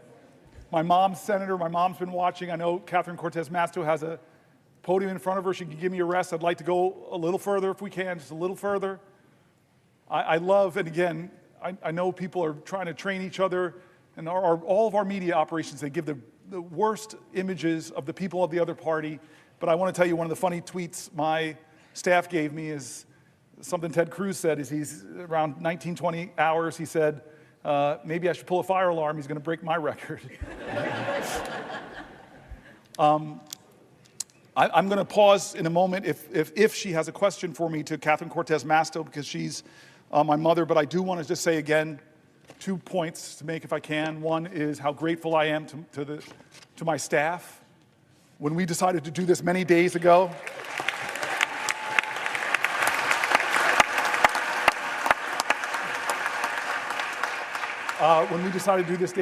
they were like, we have to do this. And we started preparing and working on this, and they did an extraordinary job. They were with me late nights, writing. I just feel guilty because they wrote about 10 books of Cory, and we didn't use all of them. Dude, it's like he's so good at speaking. This is so energetic and emotional that I don't want to turn it off. Republican. But it's like, if I don't turn it off, we'll be here. Fuck, we could be here for another day. No, as my colleagues do that have a trigger, that if the Medicaid funding goes below 90%, they stop the Medicaid expansion. My staff really worked hard to not make this just Democratic voices, to make it people in our country, that Republicans and Democrats, you heard mentioned in the speech, the Cato Institute, the Manhattan Institute, all people who are honest arbiters and are saying that what Trump is doing is wrong, that a budget like this that blows massive holes in our deficit, it will be something our children are trying to pay for. And what are they ultimately paying for that's caused this big deficit? It's trillions of dollars of tax cuts that people like Doge, multi-billionaire Musk will benefit from, but children won't. They did such a good job bringing together authorities on both sides of the aisle. I just want to thank them. I want to thank my cousin Pam and my family. Cousin Pam, like Chris Murphy, was here for the whole time. I want to thank Chris Murphy again.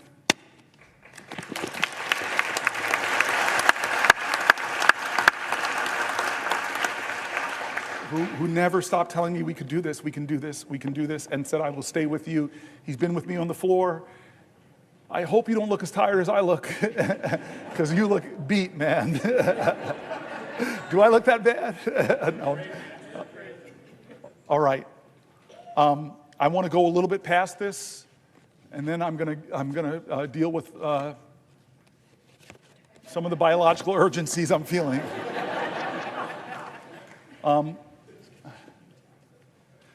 But I'm going to wait here because I have the power, I have the floor. Somebody has to ask me, perhaps from my mom's state, the way that's supposed to work. So will the good senator from New Jersey yield for a question? My mom would be so upset with me, my Aunt Marilyn, my Uncle Butch, my Aunt Shirley, all the people that are your constituents, not mine. They would be upset with me if I didn't yield to you for a question while retaining the floor. Well, first of all, Senator Booker, I have to say, we in Nevada are so proud of you. We are proud to be Nevada Strong. You are one of us. You are definitely New Jersey, Nevada Strong, and so proud of what you have accomplished so far, and willing to stay here as long as it takes to help you get your message across. And I think that's the important moment. We are all here right now. So I want to pose a question to you, actually a couple questions, but I want to start off and set the stage here, because you have been here now, for over 24 hours. You are missing some of the national news, things that are happening out there. But one of the things I want to point to that is happening that you may not be aware of, and you've touched on it a little, earlier today is this notion that we have now a president who is actually focused on billionaires and tax cuts for billionaires at the expense of the American public. And one of the things we have watched him do is cut funding for medical research. Now, what you may not know is just today I found out that HHS laid off the entire healthy aging branch of the CDC, just today. This office administers Alzheimer's disease programs. Yes. And it oversees the funding from the Bold Infrastructure for Alzheimer's Act, and it is a piece of legislation that I was so proud to partner with Susan Collins on. And she has fought for, and we have fought for, funding for it to support caregivers and their families. All right, everybody. We're going to go ahead and head over to Parker's stream, see how he's doing. It's 5:30. I've been live for 4 hours at this point. I may get off for the day. I may not do any more debates. I guess I've been live for over 4 hours. Dude, this man just did 24. You could do a little more than 4. You got a point. If Booker can do it, you can too. You got a point. You got a point. I'm with it. I'm with it. Okay. Let's go catch up with Parker. I'm going to go live. We're going to do some debates. We'll go ahead and do that right now. I'm pretty tired, though. All right, everyone. Let's do it. Let's do it. Let's do it. Yo, T, thank you for the $20 donation over on PayPal. T says, hey, love watching you. Shout out to Parker as well. Haha. Thank you for the love, T. You're phenomenal. And then Bevan with a $5, Kylie with a $7 over on Venmo. I appreciate you guys for the love. All right, we're going to go ahead and prep the TikTok live.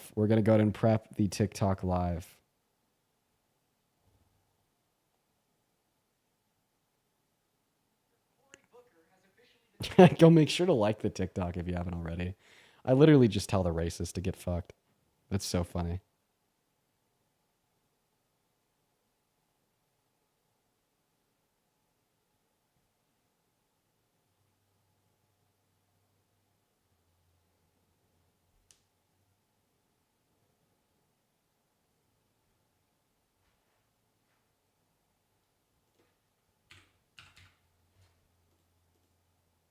"24-hour debates? I couldn't. I feel like that's where I'd admit that Booker just had a higher level of willpower than me. You know what I mean? I could never. Dean fans won't give him a break. I know, dude. I'm here. Here, let me call Parker real quick. I'm gonna go ahead and shoot him a FaceTime.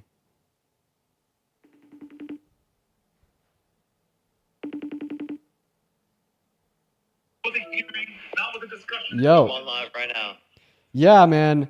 I just noticed that the clock has hit 4 hours for me.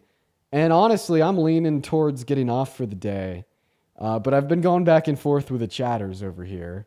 If you stay live for debates, do you want to go live on your account? I could hit you with a raid and then join up as a guest for a little bit. You're muted. Yeah, that sounds good. I just don't know what account to go to. What accounts do you have? The Parker has concepts of a job that has like fucking 10%. Is that all? Is that the only account you have? Yeah. Yeah.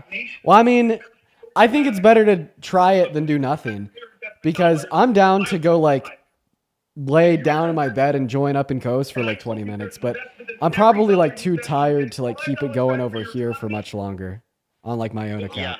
Yeah. Okay. All right. I'm down to go do that. Okay. So what's the at? Parker has concepts of a job. Parker has concepts of a job. Okay. All right. If you want to go live over there, I'll shoot a raid. For sure. Yeah. There's a few more minutes on Cory Booker's speech. Do you want to listen to that first? I read all these universities from around the country. Do you think he's going to yield the floor anytime soon? Yes. From USC. He's just about to, right after this. He is? Yeah. That all of these universities are cutting their Okay. All right. Yeah, I say I can wait and watch that. You want me to just kind of send everybody on a raid over to your stream, then I could just kind of join in Discord? Yeah, you can do that. We'll just do it on YouTube. Yeah. Sounds good. All right, for sure. Okay. All right. See you soon. All right, peace out. All right, for everybody on my YouTube stream, head over to @ParkerGetAJob on YouTube. I'm going to end on here. I'm going to join up on Parker's just from my phone in my bed. I need a better chair because this chair hurts. You guys are awesome. And go over to @ParkerGetAJob on YouTube, and I'll see you there. Then also, James, thank you for the $20 super chat. You were phenomenal. Huge shout out, James. I really appreciate it, James. It's good to see you again. But all right, everybody, have a good rest of your evening. @ParkerGetAJob on YouTube. Love you all and see you there.